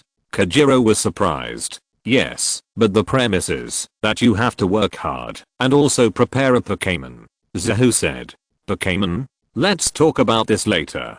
Kajiro said. That's right. Anyway, be good, or I'll beat you. Zahu moved his fist and threatened. I'm a good boy. Kajiro shrank his neck. Zahu smiled. Kajiro is really easy to get along with. Most of the time, his temper is unspeakable. No wonder he was exploited by Musashi in the original drama. Wait a minute, boss, that Pokémon egg is glowing. Meow suddenly called. Zahu showed a surprised expression, looking at the glowing Pokémon egg. It was the one from the Pokémon Academy. Unexpectedly, it hatched faster, after getting it late. What Pokémon could it be? Meow asked. I don't know, but Dr. Atsu said it has great potential. Zahu said. It has great potential, so could it be a legendary Pokémon? Kajiro said. Could it be Articuno? Or the legendary Mew? It could also be a Ho-Oh egg.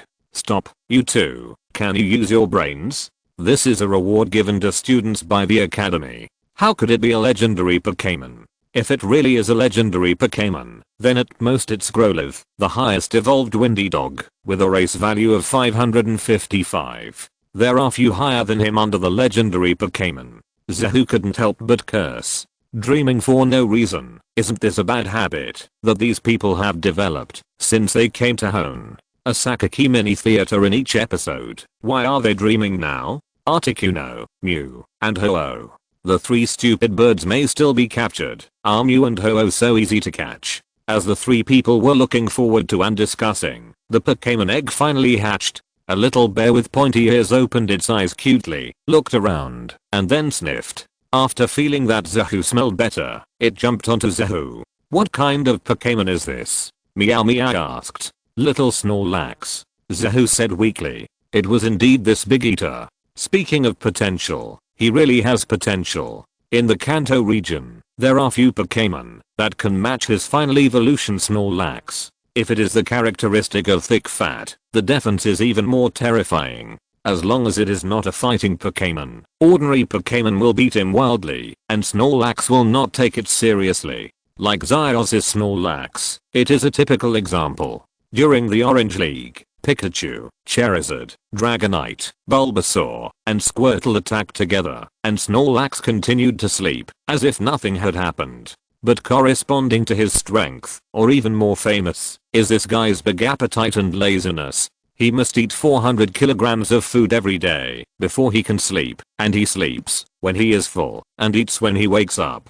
How can he afford it if there is no mine at home? I don't know if the Pokémon cubes in the Hone region have been researched. If not, I will learn from Zyossi and put them in the Oak Research Institute to eat Professor Oak's food. Snorlax? Isn't that a big eater? What about my food in the future? Meowth cried.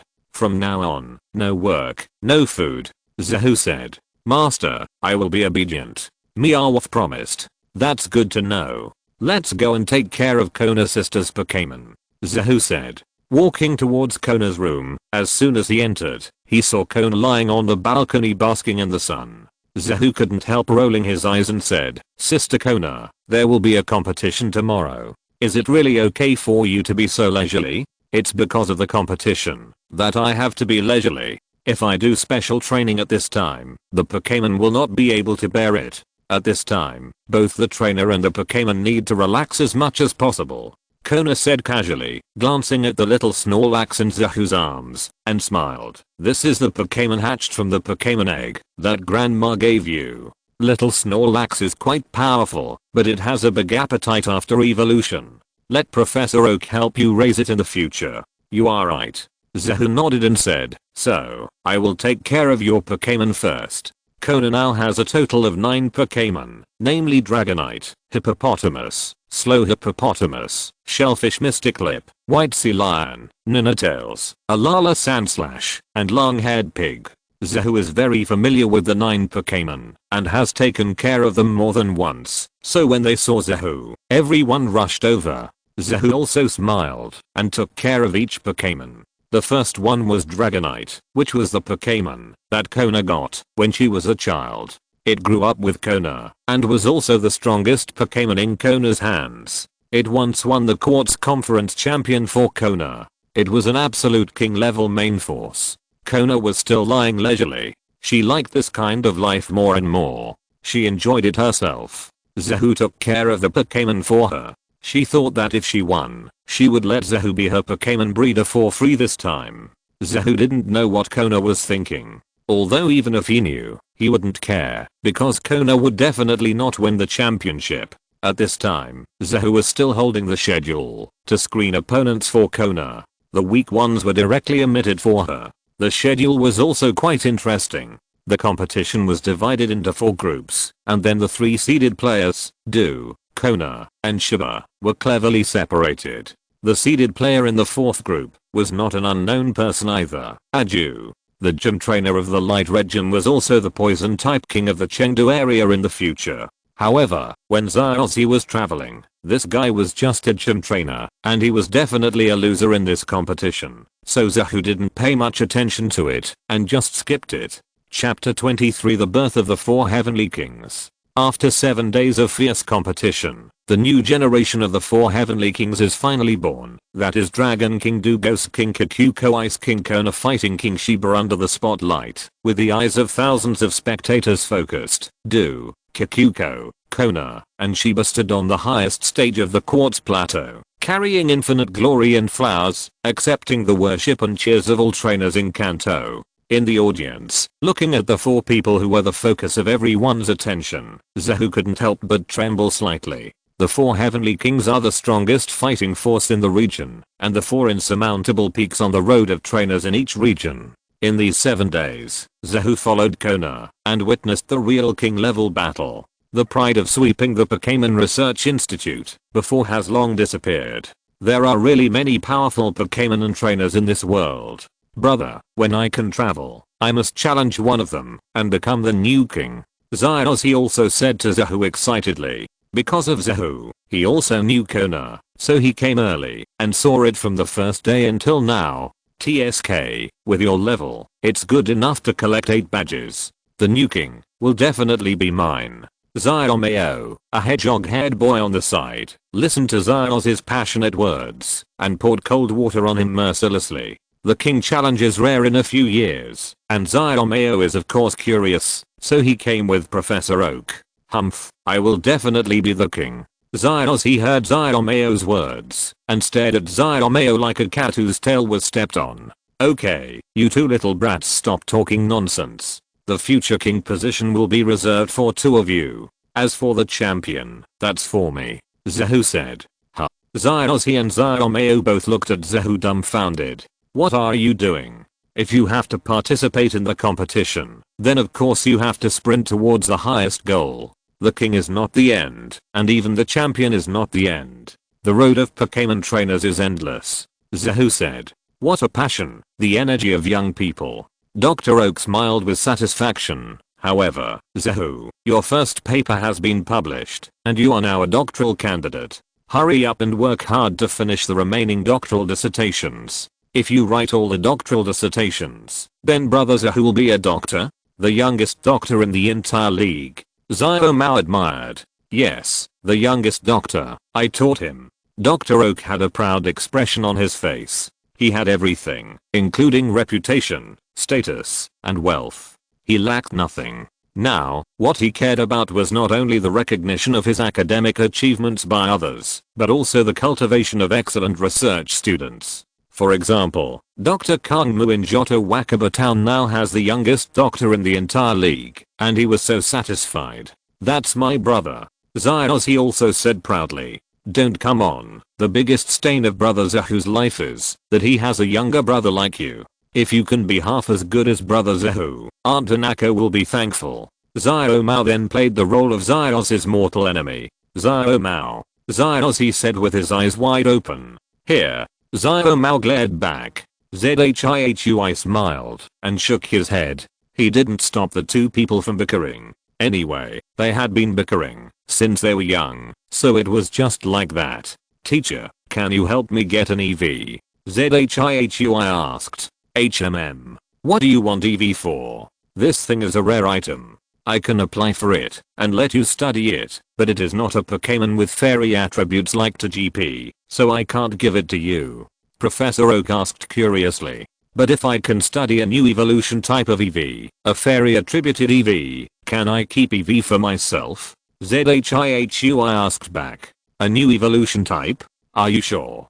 Professor Oak's eyes lit up. Not 100% sure, but 70% or 80%. EV's genes are too variable. In theory, it should be able to evolve into any kind of Pokémon, but now there are only 3 types of Pokémon: Thunder, Water, and Fire. Obviously, it is not enough.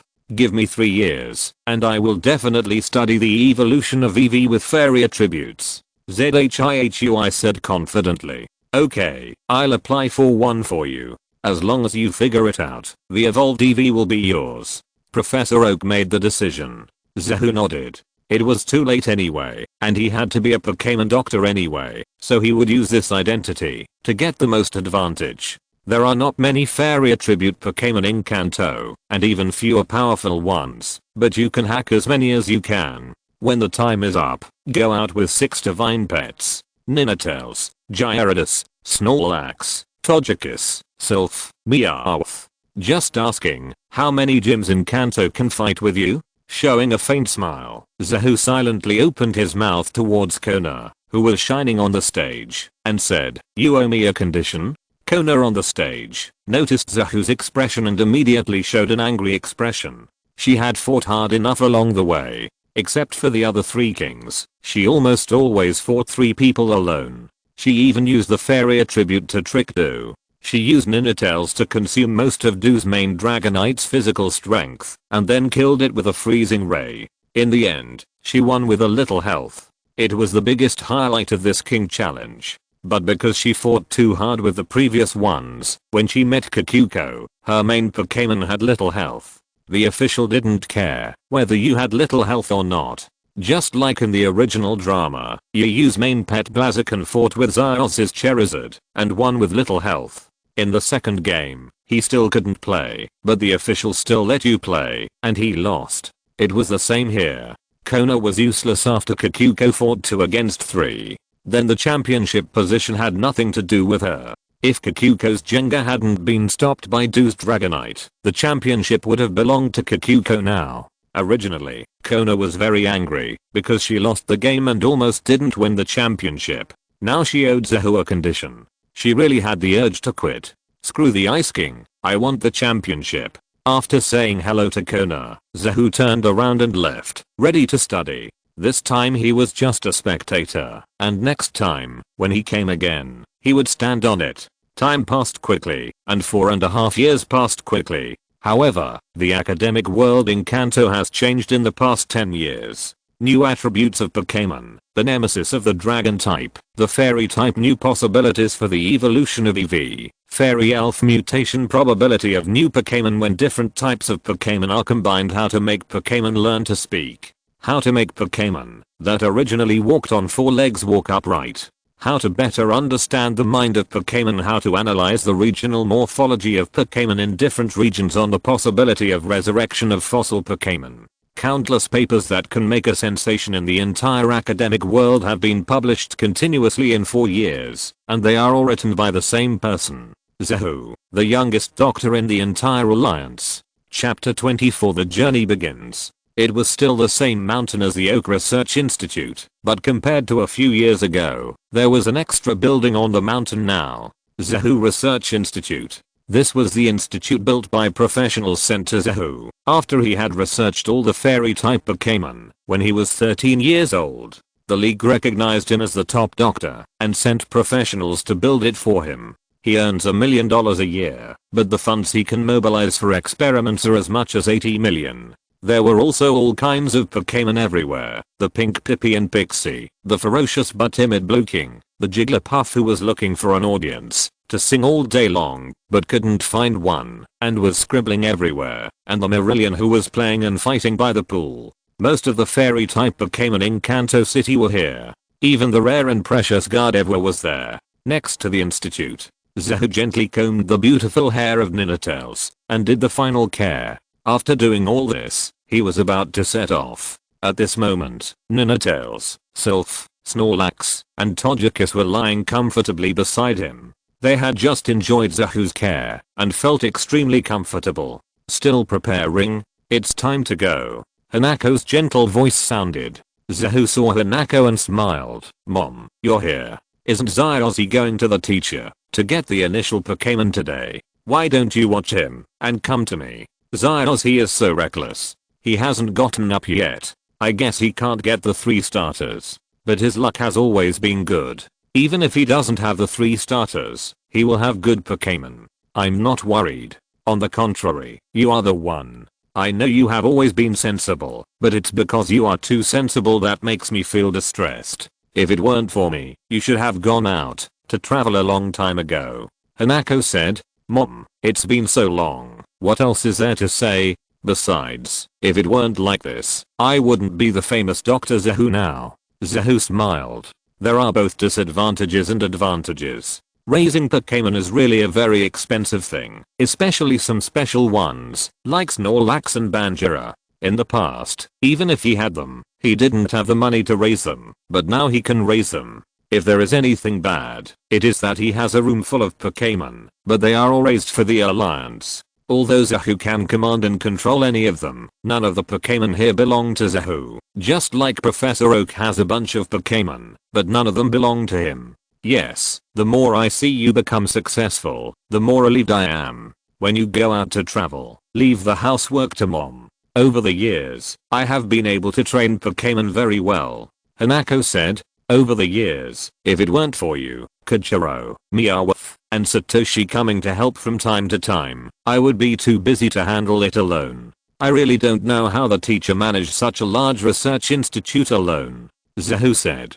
So he is your teacher. In addition, Satoshi is too reckless. When you travel, if you meet him, take care of him more. Hanako said. Mom, I thought you would ask me to travel with Satoshi. Zahu said. That's what I had planned. You two can be together and take care of each other, but if you stay with Zyozzy will get used to relying on you, which is not good for him, and you will also protect him, which is not good for you. So you only need to take care of Zyozzy for a while, not more. Hanako said. Okay, but don't worry, Mom. Although Zyozzy is a little silly, a little stupid, and has a poor sense of direction, he is still my brother after all. He has perfect survival skills in the wild, and he is very lucky. Maybe he will meet a good companion. Zahu said. If Zyozzy hears you say this, he will cry to death. Hanako smiled gently, touched Zahu's cheek and said, let's go. The vast sky outside is your world. Mom, take care. Call me if you miss me. Zahu took a deep breath, put away all the Pokémon except Meowth, and then stepped outside. His journey began from now on, and his journey as a trainer also officially began from this moment. He wants the championship of the Quartz Conference. Looking at Zahu's receding back, tears flashed in Hanako's eyes. That was how she sent Zahu and Zyozzy's father away, and she didn't wait for him to come back. And now she has to send her two sons away again. But she knows that she can't stop him. In fact, it was because of her that Zahu was 5 years late. She loves her sons, so she hopes that Zahu and Zyozzy can fulfill their dreams, reach the top, and carry thousands of honors. Zyozzy walked out of the research institute and said goodbye to Professor Oak. Then he walked into the forest. However, he felt someone following him not long after he walked. He frowned and said, Kojiro, come out. As soon as he finished speaking, Kojiro came out from the bushes on the side embarrassedly and said, Boss, didn't you agree to let you stay? Now you're gone, leaving my mother to take care of the things in the research institute alone. Zahu looked at Kojiro unhappily. Since they met, Kojiro has lived in the Oak Institute. Later, when Shahu became a doctor, Kojiro became Shahu's assistant and lived in Shahu's institute. They have known each other for 4.5 years. It's the same. The guard ever in the institute doesn't listen to anyone but Aunt Hanako. With him, teleportation is also very fast. And you all know that I have stayed in the institute for too long. My family has noticed something. I think I need to move to another place temporarily, so let's travel together and see the surroundings. Freedom is what I want most. Kojiro said. Freedom is what you want most? Are you sure it's not money? Shahu said. Having money is for better freedom. Kojiro said seriously. Okay, let's go together. Along the way, setting up the tent and so on will be left to you. Shahu said. It's okay, as long as you are responsible for cooking. Kojiro said. Yes, boss, you are responsible for cooking. Meow. Meow meow drooled. How dare you say that? You've been with me for so long, but you haven't even mastered the crazy grabbing skill yet. When we get out, I'll let you challenge the gym first. Zahu said. Ah. Boss, you can't say that, but you asked me to sign up for the mechanical learning class, electronic technology class, hacker professional class, and Pokémon care class. Where do I get so much time to practice my skills? And the worst one in the team is not me, but Magikarp. It's been 5 years, and he's grown a lot, but he hasn't evolved into a Gyarados yet. Meowth complained. Even if he hasn't evolved into a Gyarados, he can still beat you now. Zahu rolled his eyes in disdain, but when he talked about Magikarp, he burst into tears again. After he captured Magikarp, he carefully cultivated it, thinking of cultivating the strongest Gyarados, and then remembered the huge Magikarp that Joey from the Orange Islands had, so he fed it calcium tablets in this way, to let it continue to grow and grow. As a result, the problem came. This Magikarp was getting bigger day by day, and now it was no smaller than Kona's Dragonite, but it just wouldn't evolve. Many people have come to observe it, including Professor Oak, Professor Masaki, and Professor Sora from the academic world, and the 4 Heavenly Kings, Wataru, Kona, Hiba, and Kikuko. They all came to see it, and their opinions were surprisingly consistent. If this Magikarp evolved, there would be no Gyarados more talented than him in Kanto, and it would be the strongest Gyarados in history. However, it just wouldn't evolve. It had defeated Meowth countless times, but it still wouldn't evolve. Fortunately, Snorlax and Togepi were reliable and evolved into Snorlax and Togekiss respectively, otherwise Zahu would have been so depressed that he would have vomited blood. Chapter 25, Kanto Gym. Pop, don't be impatient. This Pokémon food needs to be cooked this way. In the jungle, Zahu and his 3 companions, who were a little tired after walking for a long time, made a fire to cook. Zahu prepared food for people and Meowth, while Kajero prepared Pokémon food, especially the Pidgeot he had just captured. A first generation home bird, it eventually evolved into Pidgeot, with a speed second only to Dragonite, soaring in the sky. Zahu didn't plan to train it, because he already had a Pokémon, but when he remembered that Kajero had not had a Pokémon until now, he caught one, and gave it to Kajero. Kajero got his second Pokémon in his life, and he was overjoyed, and took good care of it, just like a mother taking care of her child. Zahu raised his eyebrows while watching from the side. He really doubted whether Kajero had some wife attributes. In the past few years, he was not to mention how careful he was in taking care of Pokémon. In the original drama, whenever a man and a woman with Musashi disguised themselves and made up, they must be women's clothes. He was even shameless enough to participate in the Blue Prachi beauty pageant with Musashi. I really wonder if Kajero's parents will be so angry when they see this. Zahu tilted his head and recalled the episode in the cartoon where Kajero went home, then shook his head. He thought that it wouldn't happen because their whole family was unreliable. Boss, our schedule has been planned. We are going to participate in the Quartz conference. First, we need to collect 8 gym badges. I have seen that the nearest one is the Tokiwa gym in Tokiwa City. If we walk fast, we will probably reach Tokiwa City in the evening and challenge it tomorrow. Zahu and Kajero were cooking, and Meow Meow was there making a rational schedule plan. Exclude the Tokiwa gym, and go directly to the Nabi gym in Nabi City. Also, when you are screening, exclude Nance's psychic gym for me. Zahu said. Boss, why? The Tokiwa gym is a ground-based gym. The ice type restrains the ground. Boss, you can sweep it with just one Ninetale. Meow Meow was puzzled. If it is just the ground type, it will be fine. Anyway, bypass those 2 gyms. Zahu smiled and made the final decision without saying much. Others don't know the strength of the Tokiwa gym, but doesn't he? The gym leader, Sakaki, is called the Earth Sakaki. His strength is at least at the level of the king. Let's not talk about it for now. He is the boss of Team Rocket, the largest illegal underground organization in Kanto and Johto. Let's talk about the Mewtwo that has been created. How do you want to fight it? The biggest difference between the Pokémon world and the Pokémon game is the 2 monster attributes of Psychic and Ghost. In the game, these attributes are actually no different from water, fire, and ice. They are just a kind of restraint. But in reality, the Psychic is an invincible bug.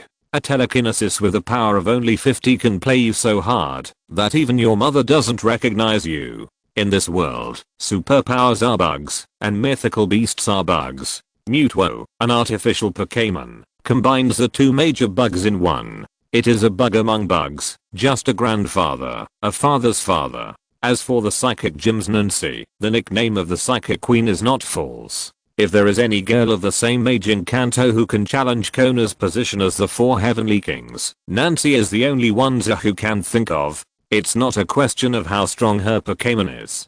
The problem is that her own superpowers are close to those of legendary beasts. She can turn trainers who fail in the challenge into rag dolls to play with, which shows how terrifying she is. Zahu's brain is not broken. Why did he take the initiative to go to these 2 gyms that normal people can't fight to get badges? If he loses, one may have all his Pokémon taken away, and the other must be turned into a toy. You know, there are more than 8 gyms in Kanto. In the original drama, Xiaomao still had 10 gym badges, even though he didn't challenge the Red Lotus gym and the Tokiwa gym. Over the years, Zahu has also learned some things about gyms, and finally found out that there are a total of 14 gyms in Kanto. So, in the previous life, when Zahu was bored reading Pokémon fanfiction, when he saw those protagonists challenging Nancy and Mewtwo without a level 1 legendary beast, Zahu felt that these people had problems with their brains. Isn't it good to be alive?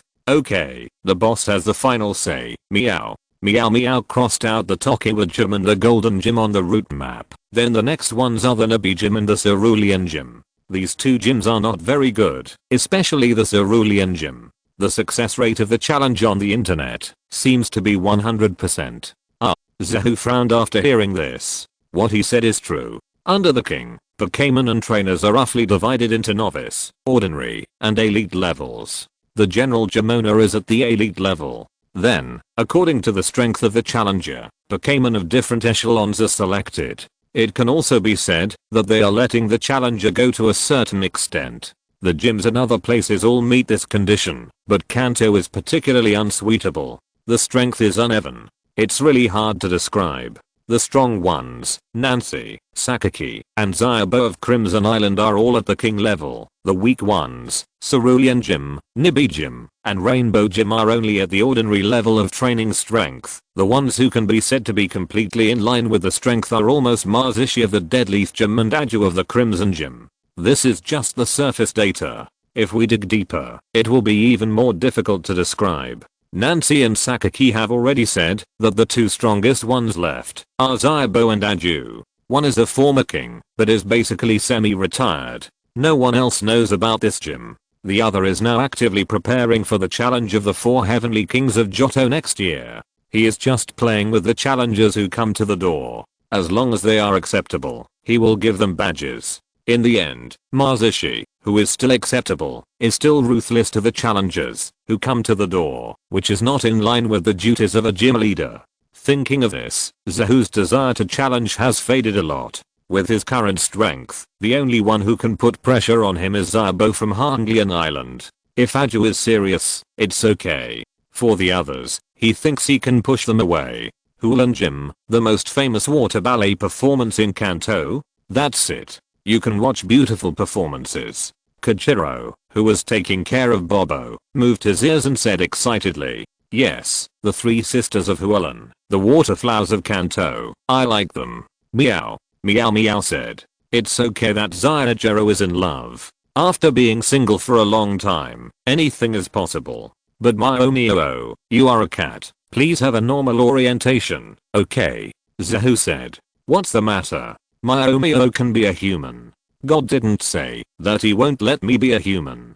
If he has the guts, he can strike me down." Meow. Meow said dissatisfiedly. Boom. As soon as Meow finished speaking, there was a deafening sound in the sky, and then a yellow lightning as thick as a bucket fell from the sky, with a terrifying force that destroyed the world. Meow. God, I was wrong. Meow is a cat, not a human. Don't strike me down. Meow was so scared that he immediately lay on the ground, holding his head with his hands, his legs trembling, his buttocks raised high, and a cattail shaking and shaking. Zahu looked at the terrifying thunder and lightning in the sky, and a surprised expression appeared on his face. This kind of thunder and lightning is already at the level of a first level divine beast. Combined with the time point, it goes without saying that I'm a god in the world of martial arts, and I'm a ruthless person who doesn't talk much. Looking at Meow shivering on the ground, Zahu couldn't help but kick him and said, "Okay,